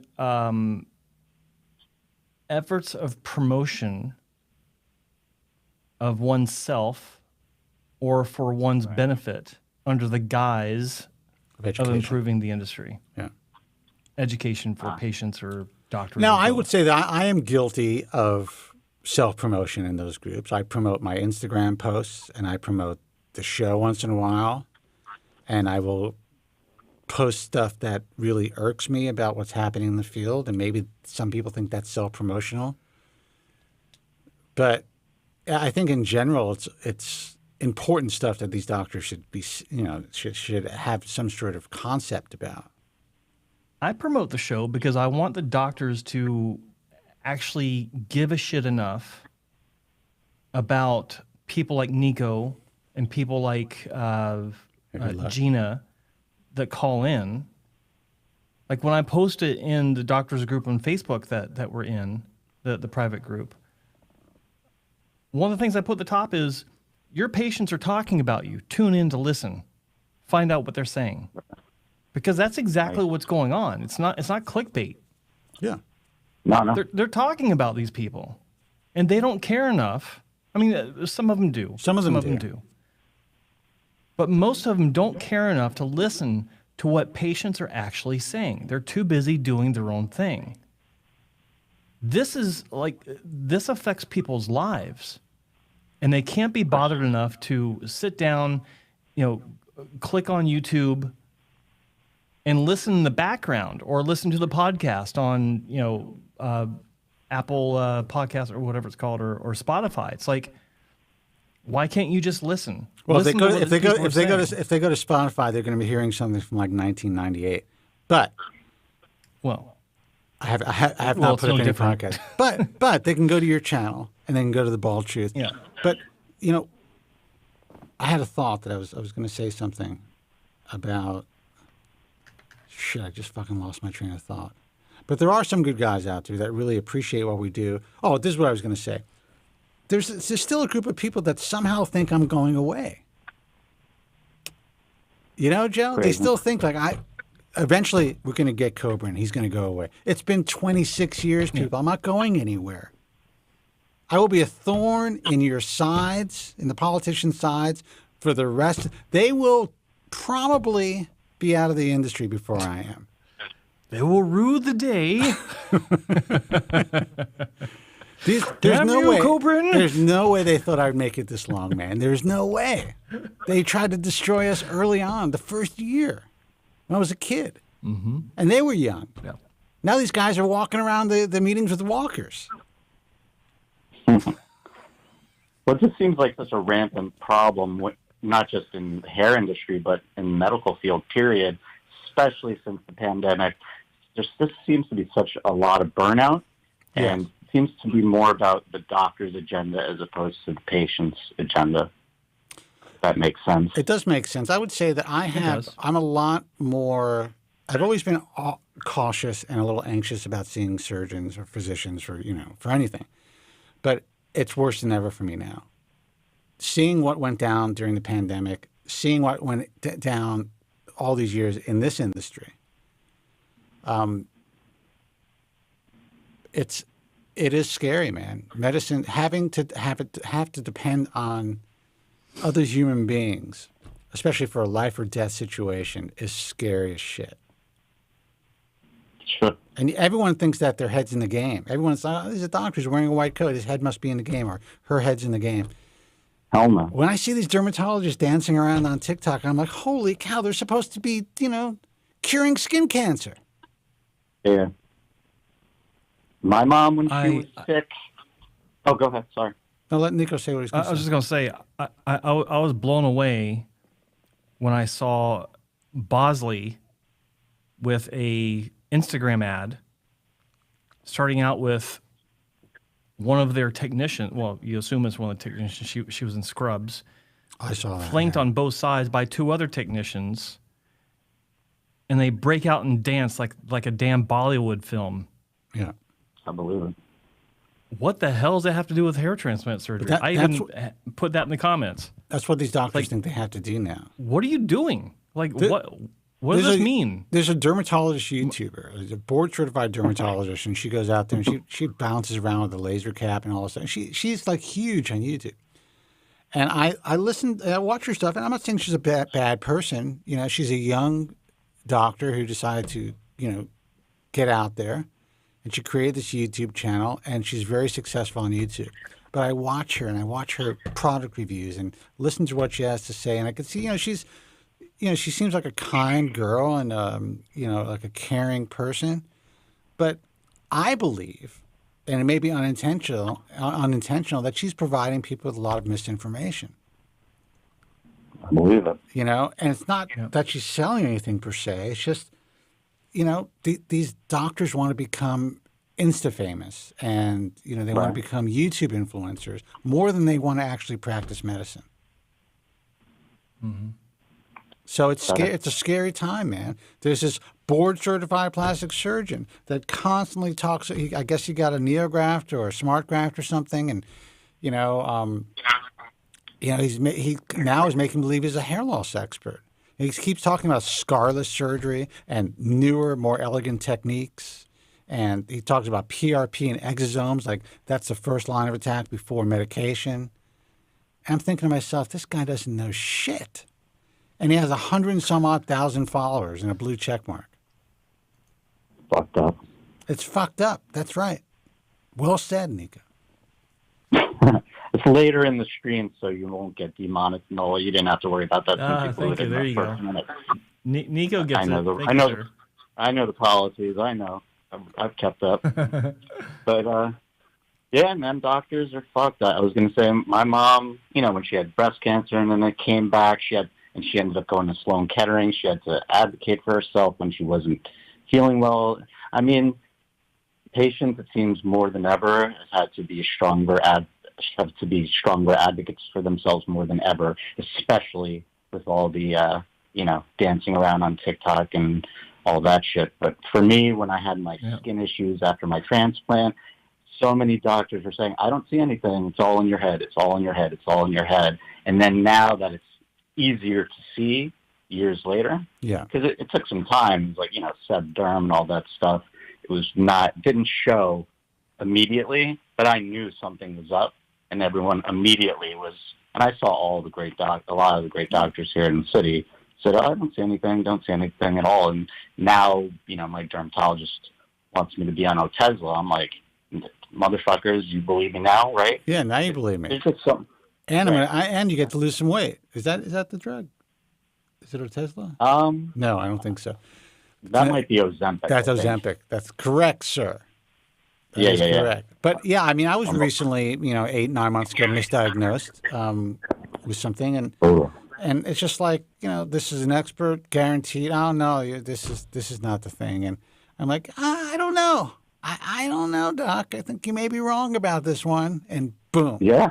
Wrong about it. And then you're the asshole for saying anything to challenge the doctor. And I mean, I saw a lot of great doctors here that come up in the show, and they said, I really don't see it. No autoimmune, nothing. And lo and behold, I do. And when something's up.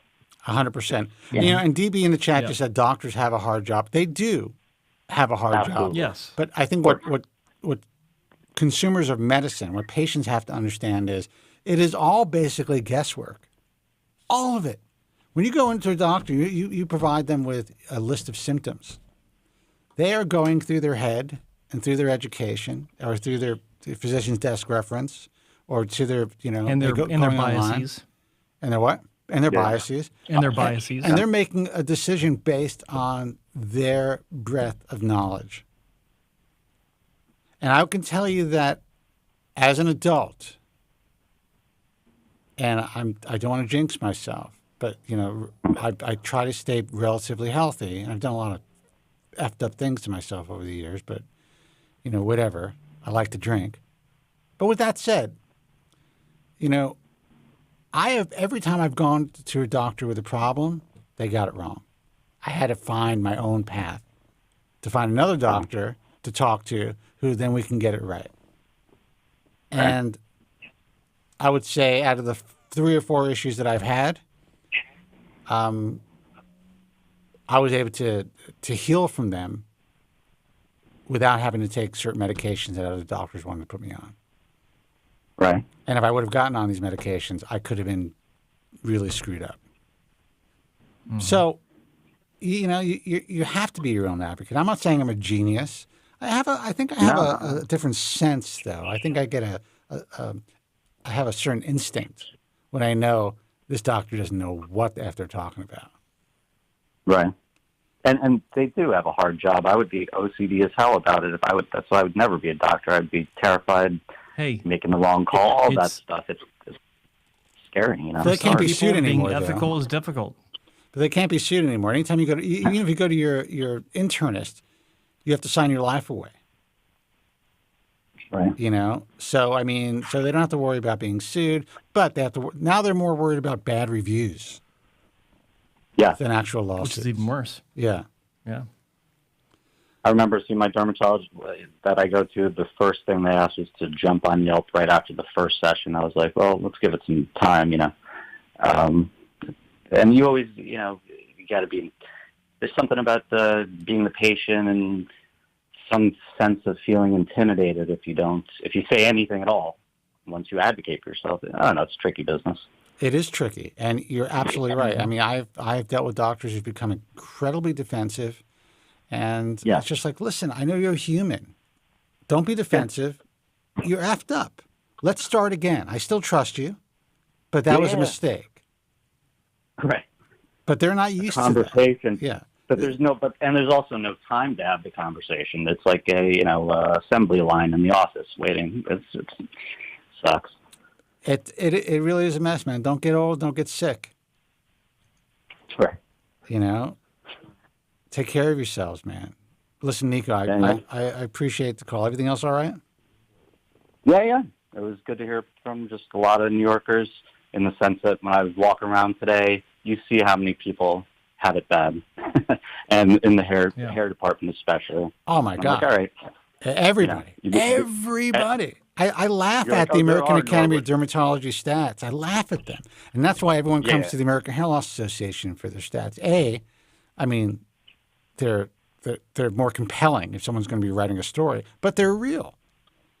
You look at you see a Norwood 7, 5 Norwood 7s in front of you on every block, or every autoimmune issue ever. It's fascinating. Do you go to a steakhouse here in Beverly Hills? The entire floor, if anyone who's over 40, is balding. Yeah, for sure. That's the way it is. So. All right, brother. Feel normal, natural. I'll give a call again soon, guys. Just checking in and enjoy the weekend. Thanks for checking in, man. You too. Take care. Good hearing from you, Nico. All right, boys. Take care. Thanks, Joe. Take care. Let's take one more call and we'll call it a night. Let's see who this is. Yeah. Hey, you're on the air. Who's this and where are you calling from? Hey, what's going on? James from New York. A lot of New Yorkers, man. Another What's New Yorker. happening? Wow. Yep. I actually called in about a month ago. I was the guy that I saw Dr. Sethi, and I got the consult from Basanga as well. That's right. What's the I was latest? getting all those phone calls. Yeah. Yeah, that's right. You were getting all the marketing calls from India. Yeah, I actually got one today. You're kidding me.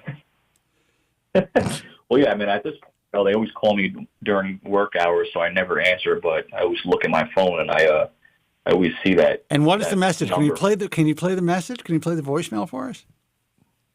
I'm actually on my cell phone now. I don't know if I'm able to do that. Next time I call in, I'll have it. I'll have a report on another device. That would be great, man. I'd love to hear it. That'd be awesome, actually.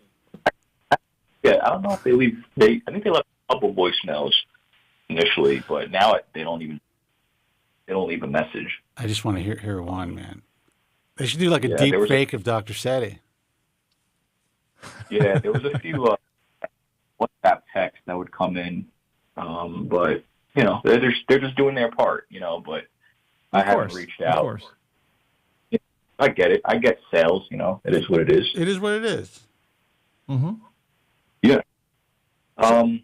Yeah. So I just have a question, Spencer. I know you like to mention, you know, FUE Norwood sixes. You do run the risk of your transplanted hairs miniaturizing in the future and falling out.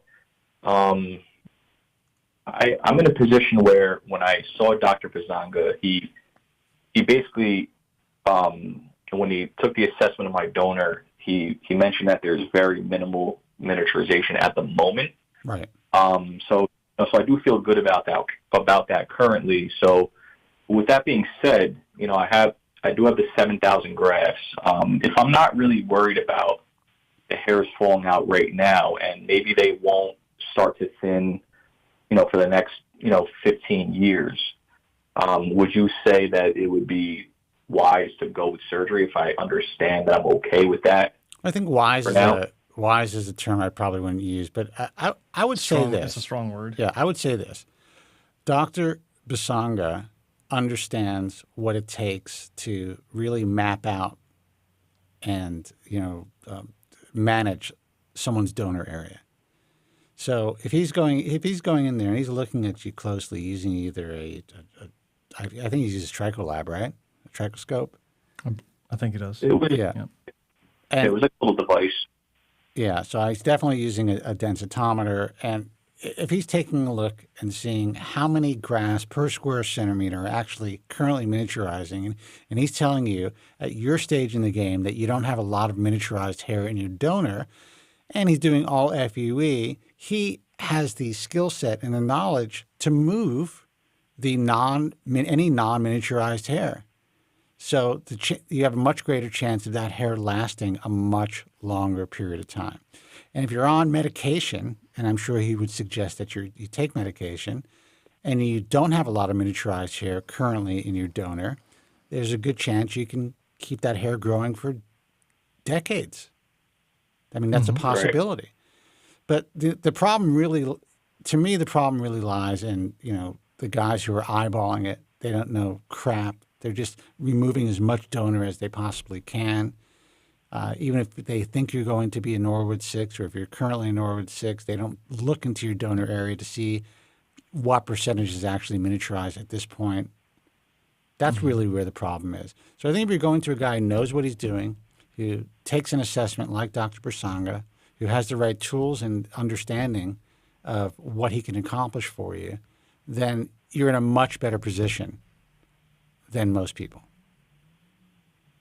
And especially given the fact that he gave you the thumbs up, like, he's doing just fine. This guy's got more patients than he has to worry about, than he needs to worry about. He doesn't need to get you. He doesn't need to get you in the chair.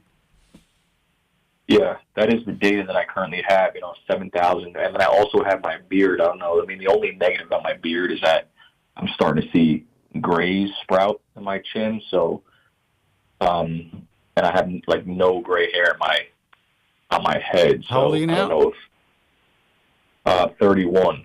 Okay. Well, Put it this No. way. It's not going to be a detriment if you have some gray hair. I started to go gray when I was like that age, and it was always an asset for me. So if you're just concerned about having hair in your head and, you know, you're going to have some hair and he thinks he can move enough hair to give you the results that you're looking for, then I wouldn't be too concerned about any gray hairs. Yeah. Yeah, because he likes to use beard. You know, part of his assessment was, you know, I could probably get a few thousand from the beard as well. And, you know, the first surgery would consist of scalp and beard. So, you know, there would be probably, I don't have tons of gray hair. They're really only in my chin. So I think he would go underneath the chin where it's still black hair. So here's the good news about what if you decide to go with Basanga. He's not going to deplete your donor. You're not going to look like you have a moth-eaten, you know, head. And he's only going to move what he thinks he can move. Now, those results may end up being conservative in your view in the end, depending on how much he can get. If he really can get 7,000 grafts and all those grafts moved, continue to grow, and say you average 2 hairs per graft, you know, that could be significant. You could really have a really nice result for a long time. But there's no guarantees. You just have to be aware of that. But you are taking, you know, if you're going to take a chance, you are working with a really good surgeon who knows what he's doing. Right. Yeah, I'm glad I was able to see him. You know, I was limiting myself to just, you know, surgeons mainly in the Northeast.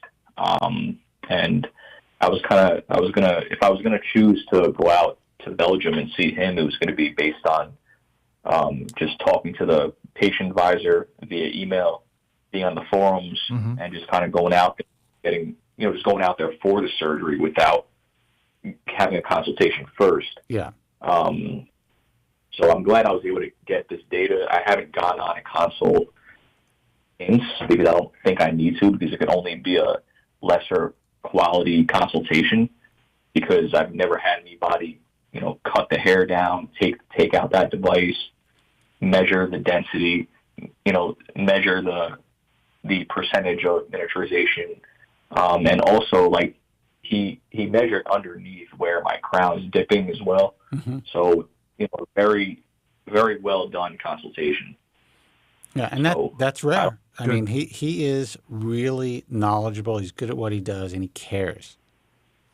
That's, you know, and I don't need to sell Christian Basanga. This guy sells himself.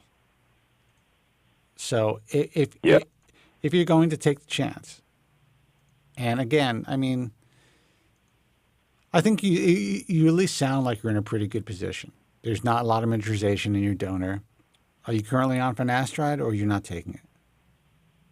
I've been on and off topical. I'm going to get back on. I was using Carlos Wesley, right, the surgeon in New York City. He knows a topical. I was on that for maybe about like 6 months, I want to say. I stopped the subscription just to see, because I didn't think I was seeing results.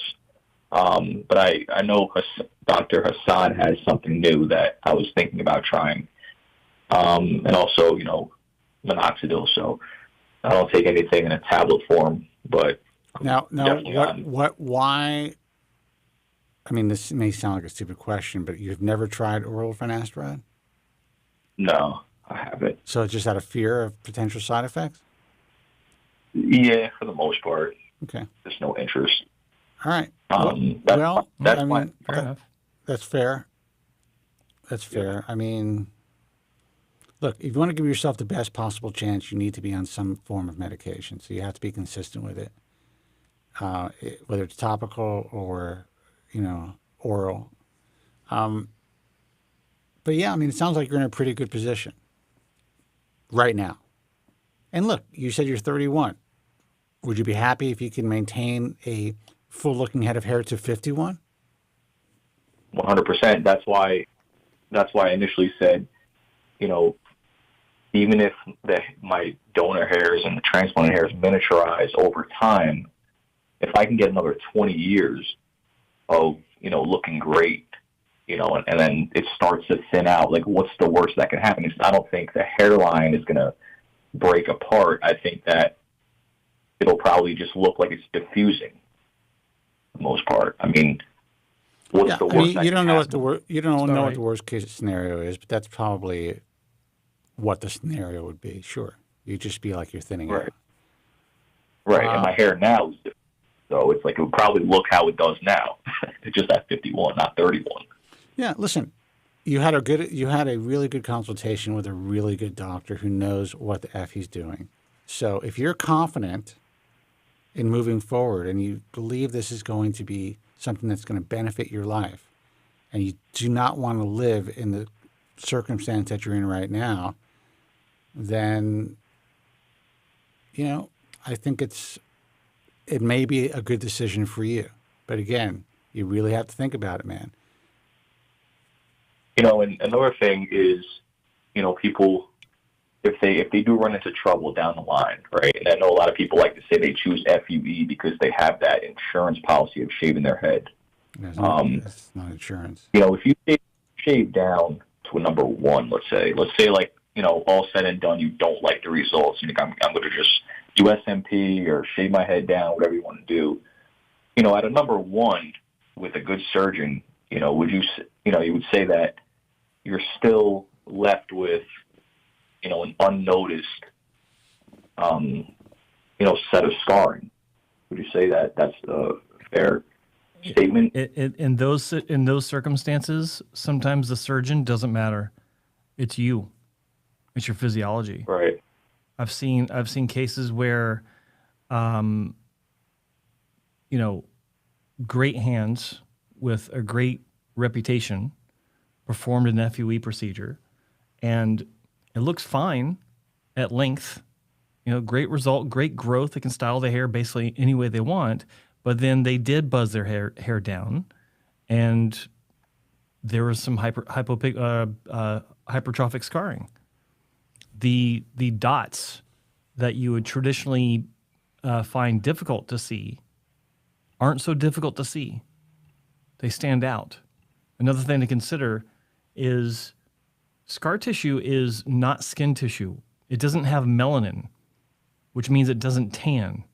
So, during the winter, you shave your head down to a 1 guard, assuming that you're a regular Caucasian, nothing stands out. Even if you don't see any sort of larger than average scar dots or dot scars. What happens when you go to Cancun for a week? How do those dot scars blend in with the the skin in between them? That does change color. Sunburn, tan, whatever. Will that make them stand out more? Also light hits scar tissue and reflects off of scar tissue differently than it does off of your normal skin. So when you're under certain lights and you have, 5,000 punctate wounds in the back of your head, even if they are tiny, it could be noticeable. You just have to deal with it. Yeah. That's why I think even, 1.5 or a 2 would probably be a safer bet. Obviously you can't go Mr. Clean regardless. I mean, you can, but, and some people can, and it works out, but it's unusual. That would be the anomaly. And some people can. Right. It just depends on what you're willing to put up with as far as what's visible to others. It's like I've gone with my head shaved down to a 1 guard after all my surgeries, and thankfully the scar is still difficult to see just because of the way I healed and with subsequent smaller like FUE into the back, things like this. Doesn't bother me a bit. I know it's visible if people look. Couldn't care less. I really couldn't care less. How many grafts? Sorry? What's your total graft count, Joe? I know you had a couple. Repairs, but how many total grafts have been taken from your donor? Oh, if you were to transfer the first 2 surgeries, convert them into actual follicular units, probably times pi 4. Between 11 and 12,000 grafts. In total, wow. Yeah, and I've seen some of your videos. Vast majority of those were strip. Right. And these young guys online still say he's bald. How crazy is that? Yes. That's insane. I'm a young guy, and I don't care about the crown as much. You know, a lot of people, Dude, I've met Joe several times in person, and I would consider myself an expert. And I cannot tell you had a hair transplant. I mean, we got a little loaded, and I got a little close.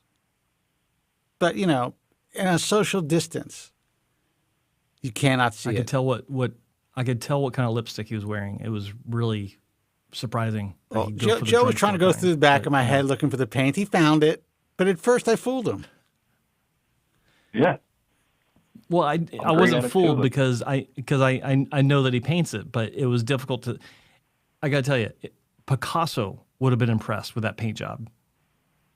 It was quite impressive. Do you know that Picasso painted really abstracts? impressive. That makes me feel bad. The crown is easy to conceal.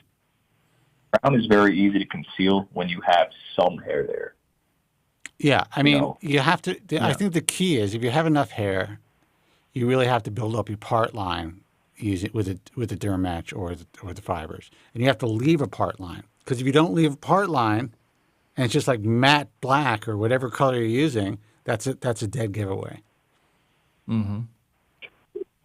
That's why I'm okay with a 10% restoration in the crown, you know, because you don't really need much if you pair it with derm match and topic. You don't. So, you know, people with these high expectations, that's why they get upset when the results aren't what they expected. You know, I'm okay with a very light, you know, a lightly covered crown. Because I pretty much perfected the use of concealers at this point. So there you go. Well, one thing. I got to say, one thing you got to understand is if you have a transplant into the crown at, we'll use your number 10%. The way that these products work best is not adhering to the terminal hair so much as they're adhering to the vellus hairs.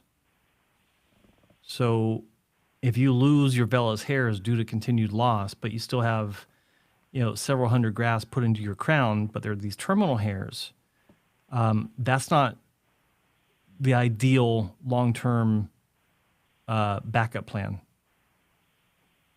if that makes sense. Like, it helps for sure, but these products like Dermatch and especially Dermatch, they're latching on to the vellus hairs, the smaller hairs, the miniaturized hairs. That's what gives it that's the magic behind that. That's why it works so well. Well, Dermatch, and I don't mean to contradict you in front of all of your fans, but Dermatch, but you will. To me, well, that's usually your gig, but Dermatch to me really is good to give you some scalp coverage if it's used correctly, and it does adhere. I mean, if you have enough hair, and even long terminal hair, and you're able to paint a little bit of an underground and then have the terminal hair kind of like flowing over the paint job, it helps a lot. So you could have a little skin there and still get away with, and that's what like Dermatch or actual head paint or Kobren does well.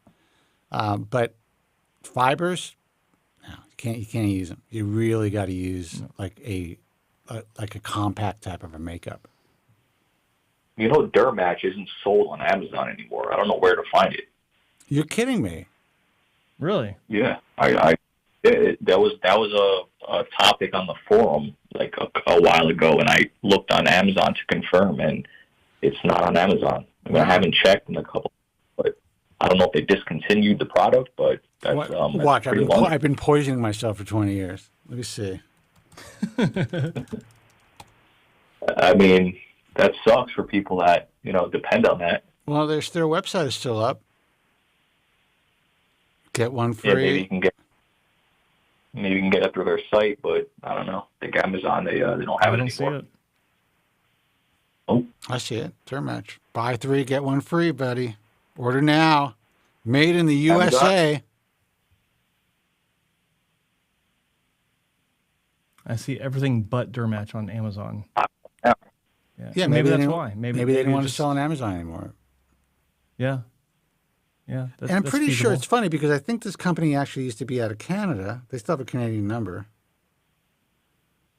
And now it says Dermatch Inc., Albee Road, Florida. I don't know. They sent me enough Dermatch to essentially last me a lifetime, except I'm getting more gray. So eventually, it's starting to look a little bit like I have a brown target on the top of my head. so I'm gonna have to get some. I'm gonna have to get some. Go for the gray Dermatch or any product like it. But there's a lot of different products out there that are similar. Yeah. Do you guys have any input on, getting a hair transplant when you still currently have a decent amount of native hair in the zone that you need to be worked on? All my consults, they say, yeah, we can work through it. It's fine. It's thin enough. But I kind of a little concerned and nervous about, permanent shock loss. I know that's a term that gets thrown around a lot, but obviously with a guy like Dr. Bazanga, I feel confident. But do you have any input on that? Should I wait till it falls out more, or should you go ahead? Well, I think you should wait till it's to a point where the doctor feels comfortable with it, because the reason why a lot of doctors won't go into areas of native hair is because where are they supposed to put the new hair if there's no space, or if there's very little space? Because you gotta understand, they can't restore it back to native density. Just not enough hair for that.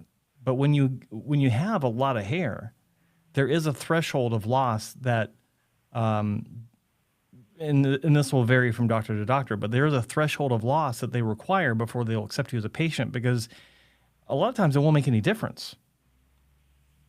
If they go into an area that has a lot of hair and you're going in there because it feels, boy, I won't forget this one. Patients coming in because they feel like their hair is thinner. Doesn't necessarily look like it, but they have to spend more time with their hair to get it to behave how they want. Still looks like they got all their hair. That's not a surgical candidate, because it's about visual cosmetics, not about feelings. Feeling that's thinner, feeling you need to have more hair.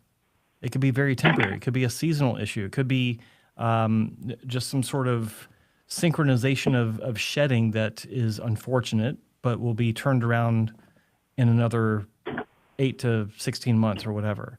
And also, I'm going to chime in that, if that's okay, Joe, I'm going to chime in and say that if you're willing to wait until you've lost the hair, it's kind of like, well, then what's the difference? If you get some shock loss and that hair was going to be lost anyway, then, you might want to be able to reap the benefits of a hair transplant earlier. Now, I talk about shock loss all the time. The reason I do not have surgery or never had surgery is because of my concern over shock loss, because I believe I have too much hair to lose. Right. And it wouldn't be enough of a gain for me. Yes, I would love to have a hairline that can comb straight back, like Joe does, without showing my gaping wounds and my soul. But I do what I do, and I have enough hair to give myself whatever. I had a guy on Instagram say something like, I was talking about FUE and, the dangers, and he's like, yeah, all this coming from a guy who has a dead squirrel on his head. So that's what I deal with, But, I'm at a point, and I always have been, I don't want to lose what I have. Finasteride has done a really good job, plus, I guess, finasteride plus my genetics. And I'm willing to live my life with, having to put a half a can of hairspray on and some paint. Not the end of the world for me. In your case, you want to have a hair transplant anyway, and you don't feel comfortable in your own skin right now. At least that's how you expressed it. So if you have a little bit of shock loss in the crown, is it going to affect you that much? No. I'm somewhere in the middle, kind of how you feel, where I still feel like I have, enough hair where I can get by right now with concealers. Yeah. But, there is that concern where, I go into my frontal third, pack it out with 2,500 grafts. And then when it all starts to grow back, does it, did all those hairs potentially get shocked out? And then it kind of looks somewhat similar to what it does now because it just kind of added. Well, if you're in a position where you can go out in the world and look like you have a full head of hair now, then, I mean, are you more concerned about future loss, or are you just concerned with the fact that you have to live your life kind of concealing your hair loss? And is it affecting your dating life, or your interpersonal relationships? Kind of no different than, anybody else. Like what you just said, to rebuild that hairline, be able to slick it straight back rather than maneuver it to the side and, have it sit perfectly with, concealer and whatnot. How dare you? Yeah. Yeah. Listen, you're young, and I understand that you want to kind of live your life more freely, and that makes sense. But if you're able to get away with it right now, and you're able to live your life and feel comfortable in your own skin, and while it may not be perfect, but you're able to date and, attract, the people you want to be with and succeed in your life, surgery is always going to be there, And also, I'm not telling you to take finasteride, but you're really not using medication. You said you played around with topical finasteride for a while, but medication may actually get you to the point where you feel more comfortable. I mean, or you can become impotent. I don't know, but yeah, but that's unlikely. Yeah, you're rolling dice with that, though. That's the thing. I've heard people say that they've had side effects that took a long time to subside. So I know it's 2%, 3%. I get that as well. But you never know. That's what Viagra's for, dude. I'm just kidding. I get it. At my age? Nah. All right. Well, I mean, at your age, if you can't have sex and if Viagra worked for you, you take it at any age. But yeah, listen, dude, I totally understand it. That's why I think, that's why I have this, and Joe, I know Joe's getting hangry. That's why I have this kind of interesting, I don't know, it's like a double-edged sword for me when I think about these subscription companies because, I think it's great that a lot of guys are just either using Hims or Keeps. They don't even know what the F they're taking, but they're doing it without adverse side effects because they don't think they're taking Propecia. They don't realize what they're taking, and they are saving their hair. But you're also using generics, so we don't even know, when they're going to switch out to generics. So it's hard for me to really recommend these companies. You are focused on all the negatives that you see online, which are real to some degree. Mm-hmm. But it's interesting. Joe and I came up in a different time where, people talked about side effects a little bit, but it was nothing compared to what it is today. We all just jumped on the meds, and I don't know anybody in the industry or any of my friends that have had any issues, actually. Do you, Joe? Yeah, I know there's... Sure. Not that I recall. Like I've talked to people, but not like personal friends. But what's interesting is the side effects didn't really start popping up on my radar 2005 until 2005-ish. Yeah. 2006. It just wasn't like no one talked about it. And then suddenly everyone was talking Everyone about it. had it. Because it was like it was something new. Like something happened. The drug was new. Oh my God, you can't take this. It had already been out for several years before people actually started talking about it. It's not like, they were suffering in silence and had no way to share. The internet was fairly mature at that point. So we have our theories as to why that is, but it's. I know of people, but none of my personal friends that are taking it have had that issue. So, it is what it is. Well, listen, brother, you have all the information I think you need. We cannot allay all of your fears, but I would say that if you decided to have a hair transplant, you found someone who, if they believe they could help you, then I think you found the right person. But there's always a chance. I agree. You could have shock loss. All your fears could come true. Right.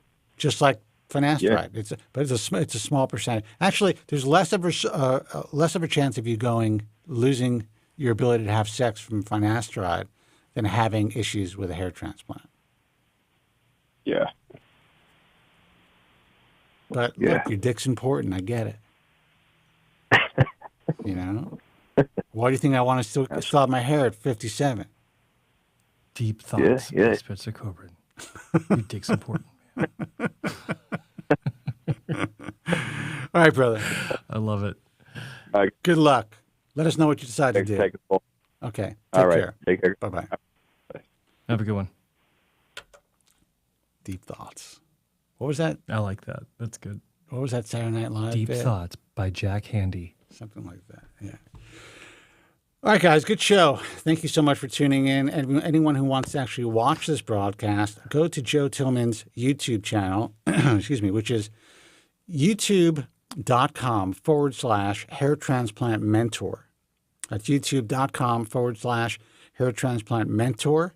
That's the hair transplant channel on YouTube. Ring the bell, subscribe first, then ring the bell so that you're notified anytime Joe is live, anytime the show is on, or anytime Joe uploads a video for your viewing pleasure. That's youtube.com/hair transplant mentor. Also, check out Hair Loss Cure 2020. Friend of the show.